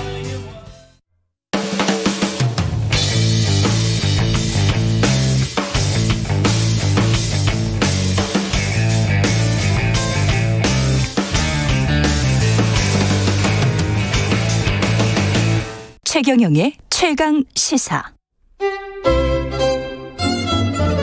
최강 시사. 김호기의 사회학 카페. 어서 오세요. 네, 뉴스의 이면에 있는 흐름과 우리 사회의 큰 담론에 대해 이야기해보는 시간입니다. 김호기의 사회학 카페. 연세대학교 사회학과 김호기 교수 나와 계십니다. 안녕하십니까, 교수님? 안녕하세요. 예, 요즘 뭐 소셜 네트워크 서비스, SNS 안 하는 사람들이 거의 찾아보기 힘들 정도. 네, 그래서 한번 저희 예. 이름이 사회학 카페잖아요. 그렇죠. 예, 여기서 한번 좀 다뤄보고 싶어서 오늘 예. 좀 이야기를 나누어 보라고 하고 있습니다. 예, SNS 소셜, 예, 이게 뭐가 그렇게 매력 있길래 많은 사람들이 이렇게 사용하는 걸까요? 그 사회학적으로 삶에서 가장 중요한 건 두 가지인 것 같습니다. 우리 최 기자님께서는 어떻게 생각하시는지 모르겠지만 제가 보기에 사회학적인 것입니다. 예, 사회학적인 거. 하나는 예. 돈입니다. 돈. 예, 왜냐면 예, 자본주의, 동감합니다. 자본주의 사회니까요. 예. 동감합니다. 돈. 예. 두 번째가 바로 자기 자신이죠. 자기 자신? 예. 그래서 이 SNS에서는 누구나 자신이 주인공이 됩니다. 예, 그 자기 삶에서 자신을 주인공으로 만드는 것. 이건 제가 보기에 돈 못지않게 중요한 것입니다. 그 자존감. 맞습니다. 예. 그러네요. 예, 그래서 인간이. 예, 그 정의란 무엇인가를 쓴 마이클 샌델 교수도 오래전에 책을 낸 적이 있습니다. 돈으로 살 수 없는 것들. 돈으로 살 수 없는 것들 맞다. 예, 그게 가치. 자존감. 예. 아, 근데 SNS에서는 자존감을 세울 수가 있으니까. 그렇죠. 예, 왜냐하면 돈이 없어도. 예, 예를 들어 페이스북이든 유튜브이든 그것이 이제 자기의 것이라고 한다면 그렇죠. 거기선 자기 자신이 주인공이 되는 것입니다. 아. 예, 그래서 자기 삶에서 주인공이 되라. 이건 사실 불교에서 말하는 화두 중에 하나이기도 합니다. 예. 아, 그렇습니까? 예, 불교에서는. 그렇죠. 예. 왜냐하면 사실 우리 인생에서 가장 중요한 것은 내가 내 삶의 주인이 되는 거죠. 예. 그렇죠. 계속 그렇게 생각하고 사실은 살아왔죠. 돈이 필요한 것도 자본주의 사회에선 살아가기 위해서 상품이든 서비스든 우리가 그걸 구매해야 되잖아요. 구매할 때 소비자일 때 주인공이니까. 그렇죠. 예. 그렇게 또 연결시켜 볼 수도 있습니다. 충분히 이해가 되네요. 엄청나게 많이 쓰죠, 지금 SNS를 사람들이. 우리나라 같은 경우는 이제 2018년 같은 경우에 국민의 절반 정도가 정도? 2018년이면 벌써 4년 전이에요. 4년 전이니까 지금은 한 60, 70%는 쓸 것 같은데. 그리고 이 세계적으로 보더라도요. 그러니까 이제 세계 인구가 현재 80억에 가까운데요. 79억 5천만 명 정도 되는데. 2018년 역시 기준으로 보면 페이스북의 경우는 이용자가 22억. 22억? 예, 인스타그램은 10억. 예, 트위터가 3억 6,600만 정도.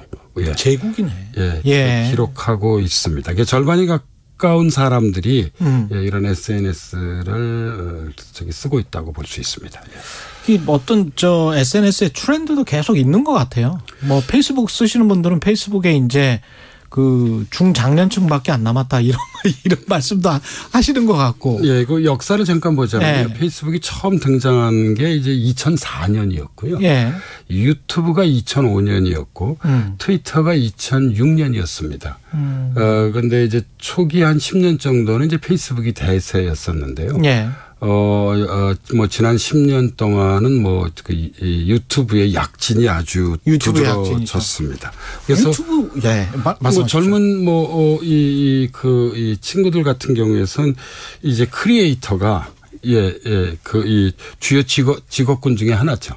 예. 크리에이터가 그렇죠. 그러니까 이제 뭐 자기 유튜브를 이제 운영하는 게 뭐 매우 이제 중요한 어떤 그런 21세기적 새로운 직업으로 떠올랐다고 볼 수 있습니다. 그런데 유튜브하고 페이스북은 제 느낌은 좀 다르거든요. 이게 유튜브도 SNS로 볼 수 있나요? 그러니까 이제 SNS라고 하는 것은 좀 엄격하게 좀 얘기를 하자면요. 예. 이 초창기에는 이제 커뮤니티, 우리 그 싸이월드의 미니홈피, 블로그 등을 가리켰고요. 그 스마트폰이 본격적으로 도입된 이후에는 이제 모바일 인터넷에 기반한 페이스북, 트위터, 인스타그램을 주로 지칭합니다. 반면에 이제 이 소셜 미디어는 SNS보다 좀 더 포괄적 개념입니다. 예. 그러니까 개방, 참여, 공유를 내건 우리가 웹 2.0이라고 그러는데요. 그렇죠. 웹 2.0 시대 소셜 네트워크 기반 위에서 구축된 온라인 플랫폼이 이 소셜 미디어입니다. SNS는 사실 이 소셜 미디어의 한 하위 유형으로 볼 수 있죠. SNS는 소셜 미디어의 하위 유형. 예. 그래서 유튜브나 카카오톡 오픈 채팅 같은 것은 소셜 미디어에 이런 점에서 포함시킬 수 있습니다. 그건 소셜 미디어에 포함될 수 있고 페이스북이나 뭐 트위터 같은 거는 SNS라고 봐야 되는 거죠. 예. 그래서 우리가 소셜 미디어를 뉴 미디어라고도 얘기하잖아요. 그렇죠. 지금 우리가 하는 이런 방송은 이게 레거시 미디어잖아요. 근데 이제 레거시 미디어와 유튜브로도 하는 거니까요. 공존을 지금 하고 있는 거죠. 하고 있죠. 그래서 사실은 뭐 지금 저희가 하는 이 방송을 직접 뭐 실시간으로 듣는 분도 계실 거고. 그렇죠. 또 이게 뭐 유튜브로 만들어지게 된다면 그걸 듣는 분들도 있죠. 그렇죠. 그래서 사실 이제 레거시 미디어와 뉴 미디어가 공존하는 시대로 지금 해 가고 있는 상황이라고 볼 수 있을 것 같습니다. 그렇습니다. 그 방송 콘텐츠 제작업을 하고 있는 저 같은 입장에서는 유튜브가 또 엄청나게 큰 시장이고 그러다 보니까 경쟁이 정말 치열하게 됐어요. 여기는 뭐 없는 콘텐츠가 없는 거. 저도 뭐 한번 출연해 보기도 했고, 뭐 이제 즐겨 듣는 것인데. 예를 들어 우리 최 기자님께서 운영하는 이슈 오도독 같은 경우는. 제가 운영하지는 않고 KBS 일라디오에서 거기 이제 사회를 보고 계시잖아요. 대당이 정말 아주 뭐 내용도 좋고, 좀 흥미진진한. 그렇죠. 유튜브의 하나라고 볼 수 있죠. 그런데 그렇게 이제 전문가 집단들이 다 유튜브를 만들어서 거의 대부분 다 어떤 말씀을 하시니까 사실은 이런 아까 레거시 미디어 말씀하셨습니다만 레거시 미디어는 또 생존에 또 상당히 또 힘들어지는 점들도 있더라고요. 분명히. 그래서 최근에는 이제 레거시 미디어가 바로 이제 유튜브를 좀 적극적으로 활용하고 있고요. 사실 유튜브 같은 경우도 저희들이 보기에 이제 상당히 레드오션적인 성격이 두드러지게 됩니다. 경쟁이 너무 치열했어요. 지금 그러니까 벌써 그렇게 됐군요. 그러니까 이제 이 유튜브가 좀 시간이 좀 된 것들은 사실 나름대로의 어떤 그런 기성의 장벽 안에 들어가 있기 때문에 우리가 네트워크 효과라고 그러잖아요. 그렇죠. 그래서 상당히 많은 관심을 갖는 반면에 뭐 지금 막 새롭게 유튜브를 개설하는 분들은 진입 장벽이 상당히 높은 편입니다. 그렇군요. 아무래도 이제 뭐 제가 조금 전에 네트워크 효과를 말씀드렸습니다만, 그러니까 기성의 것들이 갖는 힘이 있을 수밖에 없겠죠. 이미 유튜브도 기성 어떤 언론이 되어가고 있는 거예요. 지난 대선 같은 경우를 보더라도 이 유력 후보들이 사실 방송보다도 그렇습니다. 유튜브 뭐 그렇죠. 이 3프로 같은 경우가 대표적이죠. 그렇죠. 나가서 이제 뭐 좀 길게 인터뷰를 하고 했는데요. 유튜브의 영향력은 모습을 그대로 보여주는 것 같습니다. 예. 우리가 이 캐나다 출신의 미디어학자 중에 그 마샬 맥론이 있잖아요. 맥론의 아주 대표적인 저작 중에 하나가 바로 구텐베르그의 은하계라는 책이 있습니다. 구텐베르그의 은하계. 이게 이제 텍스트로 이루어진 어떤 그런 그러니까 어떤 이제 미디어의 세계인데요. 제가 보기에 21세기는 인터넷의 은하계. 다시 그러니까 이제 미국 이 사역자 중에 마뉴엘 카스텔이라고 하는 사람이 있는데 원래 이제 스페인 태생인데 미국에서 주로 활동을 해왔는데요. 책 제목이기도 합니다. 인터넷 갤럭시. 그러네. 이게 이제 바로 이제 어떤 그런 동영상을 수단으로 한. 크게 보면 출판에서 이게 인터넷으로 확 넘어온 거네요. 그러니까 유튜브의 세계가 열렸다고 볼 수 있습니다. 우리가 보통 옛날에는 아침에 일어나면 이 신문이나 TV를 봤잖아요. 근데 이제 언제부턴가는 자기 페이스북을 이제 보기 시작했습니다. 그렇죠. 그리고 이제 최근에는 여기에 더해서 그 유튜브를 봅니다. 뭐 새롭게 올라온 어떤 그런 콘텐츠가 없나 하고 둘러보게 되죠. 이만큼 우리 이 삶, 그러니까 우리 일상 안에 현재 깊게 들어와 있다고 볼 수 있습니다. 생각해 보니까 제가 구독하는 유튜브 채널도 한 100개 가까이 되는 것 같은데 엄청나게 많이 구독을 하고 있는데 이게 지금 어떤 인간의 욕망 그 SNS에 올려서 내가 좋아요를 받고 뭐 최고예요 받고 이런 것들이 SNS를 활성화시키는 점도 있고 또 SNS의 문제점도 있고 그걸 좀 같이 좀 말씀을 해 주시면 좋을 것 같습니다. 긍정적 부분은 이런 것 같습니다. 좀 이게 아침 방송부터 좀 철학적 얘기를 해서 좀 다소 좀 그렇긴 한데. 좋아하시는 분들 많아요. 왜냐하면 우리가 그럼 왜 페이스북이나 유튜브에 이렇게 애착을 갖게 되는가 하면 우리 인간이라고 하는 존재는 자신의 존재를 인정받기를 원합니다. 아까 말한 자존감. 해겔은 이것을 인정 욕망이라고 얘기했고요. 철학자. 그리고 또 이 철학자인 한나 아렌트는 이와 동시에 우리 인간은 다른 사람과 소통을 나누고 싶어 합니다. 이야기를 나누고 싶어. 우리가 때로는 사실 그냥 이야기를 하는 것만으로도 이야기를 듣는 것만으로도 삶에서 위로를 받잖아요. 심리 상담하시는 분들 그런 이야기 많이 해요. 그래서 이 인정 욕망과 소통 욕망 이거는 좀 SNS의 긍정적 부분이라고 생각합니다. 그런데 이제 부정적 부분이 우리가 흔히 얘기하는 이제 뉴스의 사일로 효과죠. 사일로라고 하는 게 곡물 창고잖아요. 그렇죠. 그래서 이게 이 일반 신문이나 방송을 통해서 뉴스를 접하는 것이 아니라 그러니까 그 친구들의 페이스북을 통해서나 아니면 뭐 자기가 좋아하는 유튜브 채널을 통해서 뉴스를 접하게 되니까 사실 유사한 내용의 만 올라와. 계속 이제 보게 되죠. 그래서 우리가 이것을 이제 탈진실 시대라는 표현을 많이 쓰잖아요. 포스트 추루스. 그러니까 이제 뉴스에 있어서 사실이 중요한 것이 아니라 신념이 중요한 것입니다. 점점 주장 위주로 가게 되는 거죠. 가게 되죠. 그래서 이런 뉴스의 사일로 효과, 그 곡물 창고 안에 갇히게 되는 것입니다. 그러니까 다른 어떤 그런 사실이나 다른 의견, 견해 이런 것들은 좀 아무래도 소홀히 하게 되죠.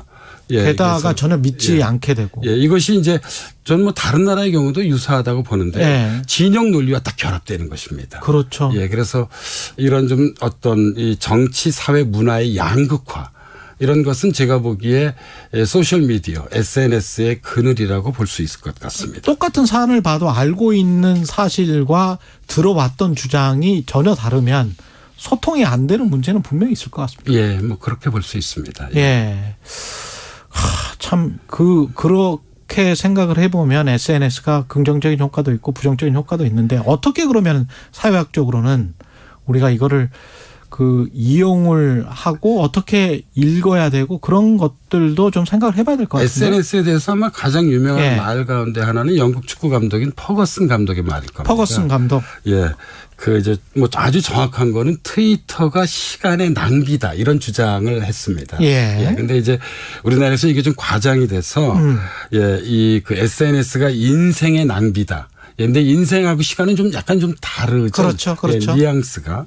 근데 뭐 제가 보기에 뭐 이런 주장도 일리가 있습니다. 분명 소셜 미디어나 SNS가 시간의 낭비일 수 있습니다. 그러나 동시에 오늘 제가 말씀드렸듯이 이 SNS나 소셜 미디어가 존재의 증명일 수도 있습니다. 이게 분명 SNS는 우리의 인간관계를 그다음에 우리들의 소통을 우리들의 일상을 바꾸고 있습니다.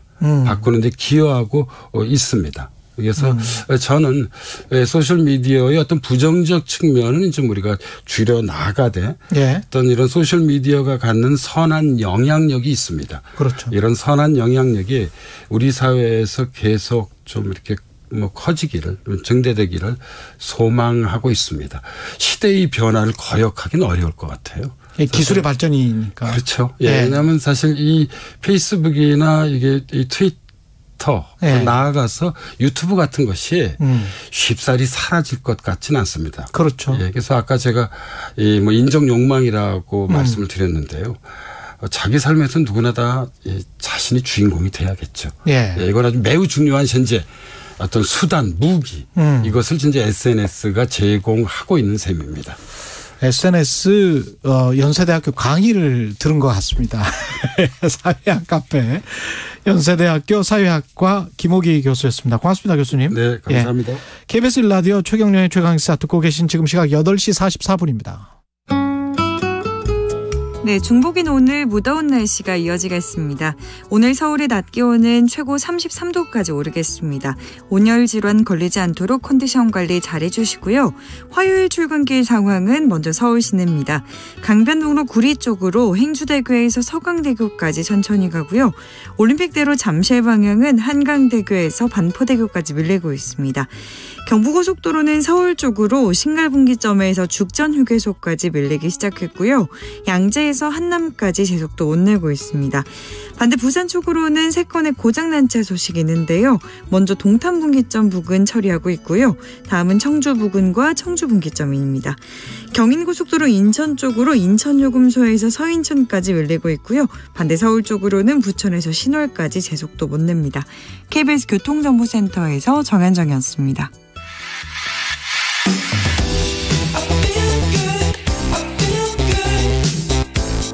세상에 이익이 되는 방송 최경영의 최강시사. 네, 미얀마 버마 군부 정권이 민주화 인사 4명을 처형했습니다. 작년 2월부터 이어지는 군부 독재 쿠데타 일어났었고요. 이번 사형이 미얀마와 국제사회에 미칠 파장, KBS 김원장 특파원 연결돼 있습니다. 안녕하세요. 네, 방콕입니다. 예, 우리가 이거 미얀마 아니고 버마로 부르기로 하지 않았었습니까? 서방지정에서는. 미국 정부는 그렇게 부르고 있습니다. 그렇죠. 예. 원래 이름인 버마로 부르고 있습니다. 예. 네. 일단은 미얀마가 또 익숙하신 분들이 있으니까 미얀마 군부 정권이 민주화 운동 인사 4명을 지금 처형을 했고요. 네네. 이게 어떻게 죽였는지 형이 이게 지금 수십 년 만에 처음이라며요.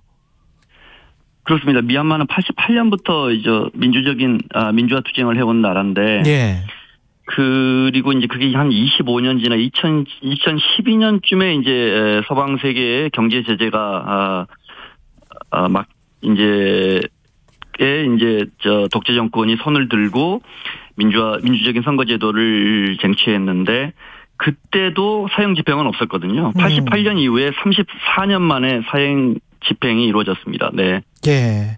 근데 군부 정권이 그 전에 쿠데타를 일으키고 사람들을 죽이고 이미 그랬기 때문에 사형 집행을 한 게 어떤 의미가 있을지 과거를 보면은 우리의 인혁당 사건도 좀 생각이 나고 그렇습니다. 이번에 그 테러 행위 연루 혐의로 처형됐다는 거예요. 이 사람들이.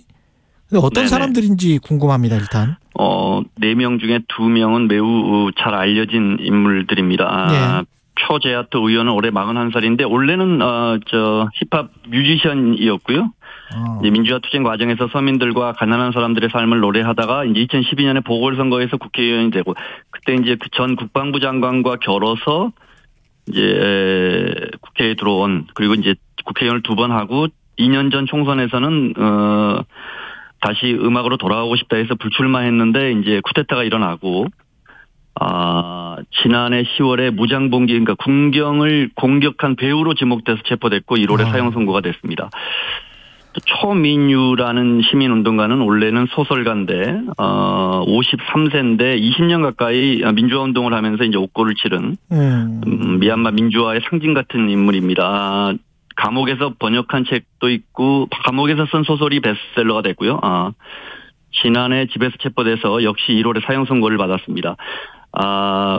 군부가 낸 보도자료를 보면 예. 초민유의 집에서 그 총기가 막 이렇게 수류탄이랑 같이 나와가지고 그 앞에 이렇게 무릎을 꿇려서 사진을 찍어놨는데 이제 이런 배우 인물이다 이런 거죠. 그런데 내란 선동을 했다. 예. 그렇죠. 그런데 생각해 보십시오. 그 지난해 가을에 야권 인사들을 거의 매일같이 잡아갔는데 그 이렇게 유명한 시민운동가 집에 설마 총기를 이렇게 다량으로 놔뒀겠습니까? 네. 그리고 나머지 2명도 군정을 공격하다 군 정보원을 살해한 혐의로 체포됐다 이렇게 미얀마 군정이 발표를 했습니다. 네. 조작의 냄새가 조금 나긴 하네요. 네, 뭐 역사 시간이 지나면 밝혀지겠죠. 네. 네. 근데 군부 정권은 왜 이렇게 사형 집행을 하고 보도 자료까지 낸 걸까요? 사실은 한 달 전에 사형 집행을 승인한다 굳이 이렇게 발표를 했어요. 그래서 미국이나 유엔 다 깜짝 놀랐고 언론들도 깜짝 놀랐고 설마 하겠느냐 엄포라고 생각했지 이렇게 주말에 전격적으로 사형 집행을 할 거라고는 그것도 매우 상징적인 인물 2명을 포함한 할 거라고는 사실은 예상을 못했습니다. 그런데 이제 아시다시피 쿠데타가 지난해 2월 1일 날 발생했으니까요. 네. 시민들의 도심 시위는 지금 거의 사그러졌고 뭐 시위하면 언제든 발포하니까요. 사실 양곤이나 만달레이는 굉장히 평온합니다. 네. 가끔씩 이제 폭탄 테러가 있을 뿐이 주로 이제 국경지대 소수민족과의 내란이 지금 이제 거기가 치열하고요. 이런 상황에서 굳이 그러니까 안정된 데인데 왜 사형 집행을 할까 했는데 아무래도 외교적인 또 정치적인 어떤 타협, 미국이나 주변국보다 이런 것보다는 그냥 중국을 배경으로 한 일정한 공포 정치가 필요한 시점이다 이렇게 판단한 것 같습니다. 실제 지난 4일에도 중국 왕이 부장이 미얀마를 찾았거든요. 그래서 미나잉 훌라잉 사령관을 만났거든요. 그러니까 중국이 뭐 든든한 뒷배로 있으니까 네, 그렇게 판단한 것 같습니다. 근데 이제 이렇게 사형을 집행시켜도 규탄만 미국도 할 뿐이지 뭐 어떻게 해보지를 못하네요. 그렇습니다. 기울어진 지형이죠. 네, 주변국들 상당수가 미얀마 내정에 관여할 예를 들어 아세안 의장국이 올해 돌아가면서 하는데 캄보디아인데 캄보디아 훈센 총리만 해도 38년째 집권하는 사람입니다. 그러니까 이게 아세안 그러니까 주변국들 중에 싱가포르, 인도네시아, 말레이시아 정도만 강력하게 반대하고 있지 군부를 인정하지 않고 있지 사실은 뭐 라오스, 태국 여기 태국마저도 동남아에서 두 번째로 잘 산다는 태국마저도 미얀마 군부에 우호적이거든요. 그리고 이제 중국과는 국경을 맞대고 있고 미국은 정 반대편에 있고 우크라이나 때문에 뭐 여기를 바라볼 겨를도 없고 이렇게 기울어진 정치적 외교적 상황에서 나온 결정이다. 이렇게 이해하면 될 것 같습니다. 뭐 경제 제재랄지 무기 판매 금지 조치랄지 뭐 이런 것들도 없나요? 미얀마에 대해서? 계속해서 경제 제재를 했죠. 네, 강력하게 경제 제재를 하고 있고 군부가 갖고 있는 외화 자금도 막대한 자금을 미국이 압류하고 있는데 네. 중국에 대한 경제 의존도가 매우 높고요. 미얀마가. 중국과 국경이 붙어 있어요. 네. 중국과 붙어 있으니까 사실상 여기 라오스도 마찬가지고 네, 인도 차이나 반도에서 중국과 붙어 있던 나라들은 거의 중국 경제권입니다. 네. 그러니까 지금처럼 이렇게 기름값이 오르고 인플레이션이 심해도 그 인플레가 그렇게 극심하지 않습니다. 이 나라들이 중국이 도와주니까. 그렇군요. 그렇게 하면서 이제 민심을 좀 잠재우고 쿠데타를 일으킨 지 지금 한 500여일 지나서 희생자는 분명히 굉장히 많을 것 같은데 희생자 수는 파악이 되나요? 지금 민주화 운동하다가 희생자 수는 도심 시위만 집계하는데 지금은 이제 크게 늘지 않고 있죠. 도심 시위를 거대하게 못하니까 한 2,100명 선인데 이제 소수민족 반군과의 전쟁 이게 내전이 이제 국경지대에 이루어지기 때문에 이게 전쟁이기 때문에 피해자 집계는 그렇게 구체적으로 나오지 않고 있습니다. 하지만 저는 이제 그 폐간된 허가가 취소된 언론사 이라와디나 뭐 미얀마 나우 같은 그 언론사 기자들이 지금도 인도나 태국 또는 밀림에 숨어들어서 계속해서 매일같이 기사를 내고 있는데 누구나 볼 수 있습니다. 페이스북이나 트위터에 보면 팔로우하면 다 기사를 볼 수 있습니다. 근데 거의 매일 잔혹한 전쟁 범죄가 일어나고 있고요. 네. 그 반군이라는 게 늘 미얀마 정부군을 기습 공격할 거 아니에요. 그렇죠. 그 게릴라전을 하죠. 그러면 미얀마 정부군이 또 바로 보복 공격을 마을로 쳐들어가서 민간인들 보복 살해하는 그 과정, 공군이 아예 공습을 하고 그래서 피난민들이 생깁니다. 7월에 유엔이 집계한 피난민은 76만 명입니다. 네, 그 과정이 굉장히 어느 나라나 마찬가지지만 매우 잔혹합니다. 네. 그러면 그 피난민들은 반군이랑 이 일종의 이제 민주화 반군이라고 부를 수 있겠죠. 그 민주화 반군이랑 함께 있는 건가요? 매우 복잡해지는 거죠, 진영이. 왜냐하면 이 카렌이든 뭐 로힝야든 이 수많은 소수민족들은 사실은 70여 년 전에 영국 식민지였을 때 영국 편에 섰었거든요.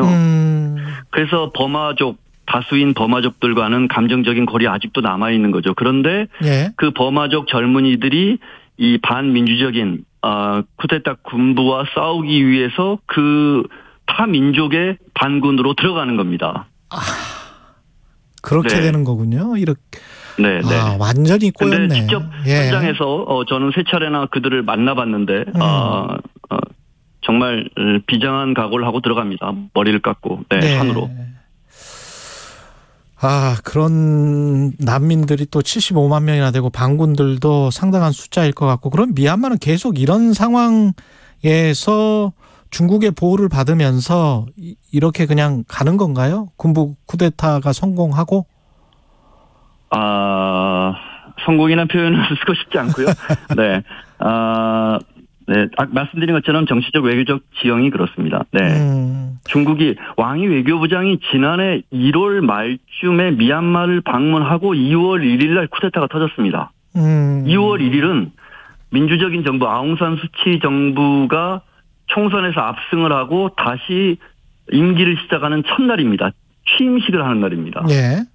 그러니까 중국과의 어떤 그 관계의 흐름이 나오죠. 네. 그리고 또 뭐 계속해서 뭐 중국은 또 미얀마는 이에 보답하듯이 러시아나 중국을 상대로 막대한 무기를 사들이고 있고요. 네.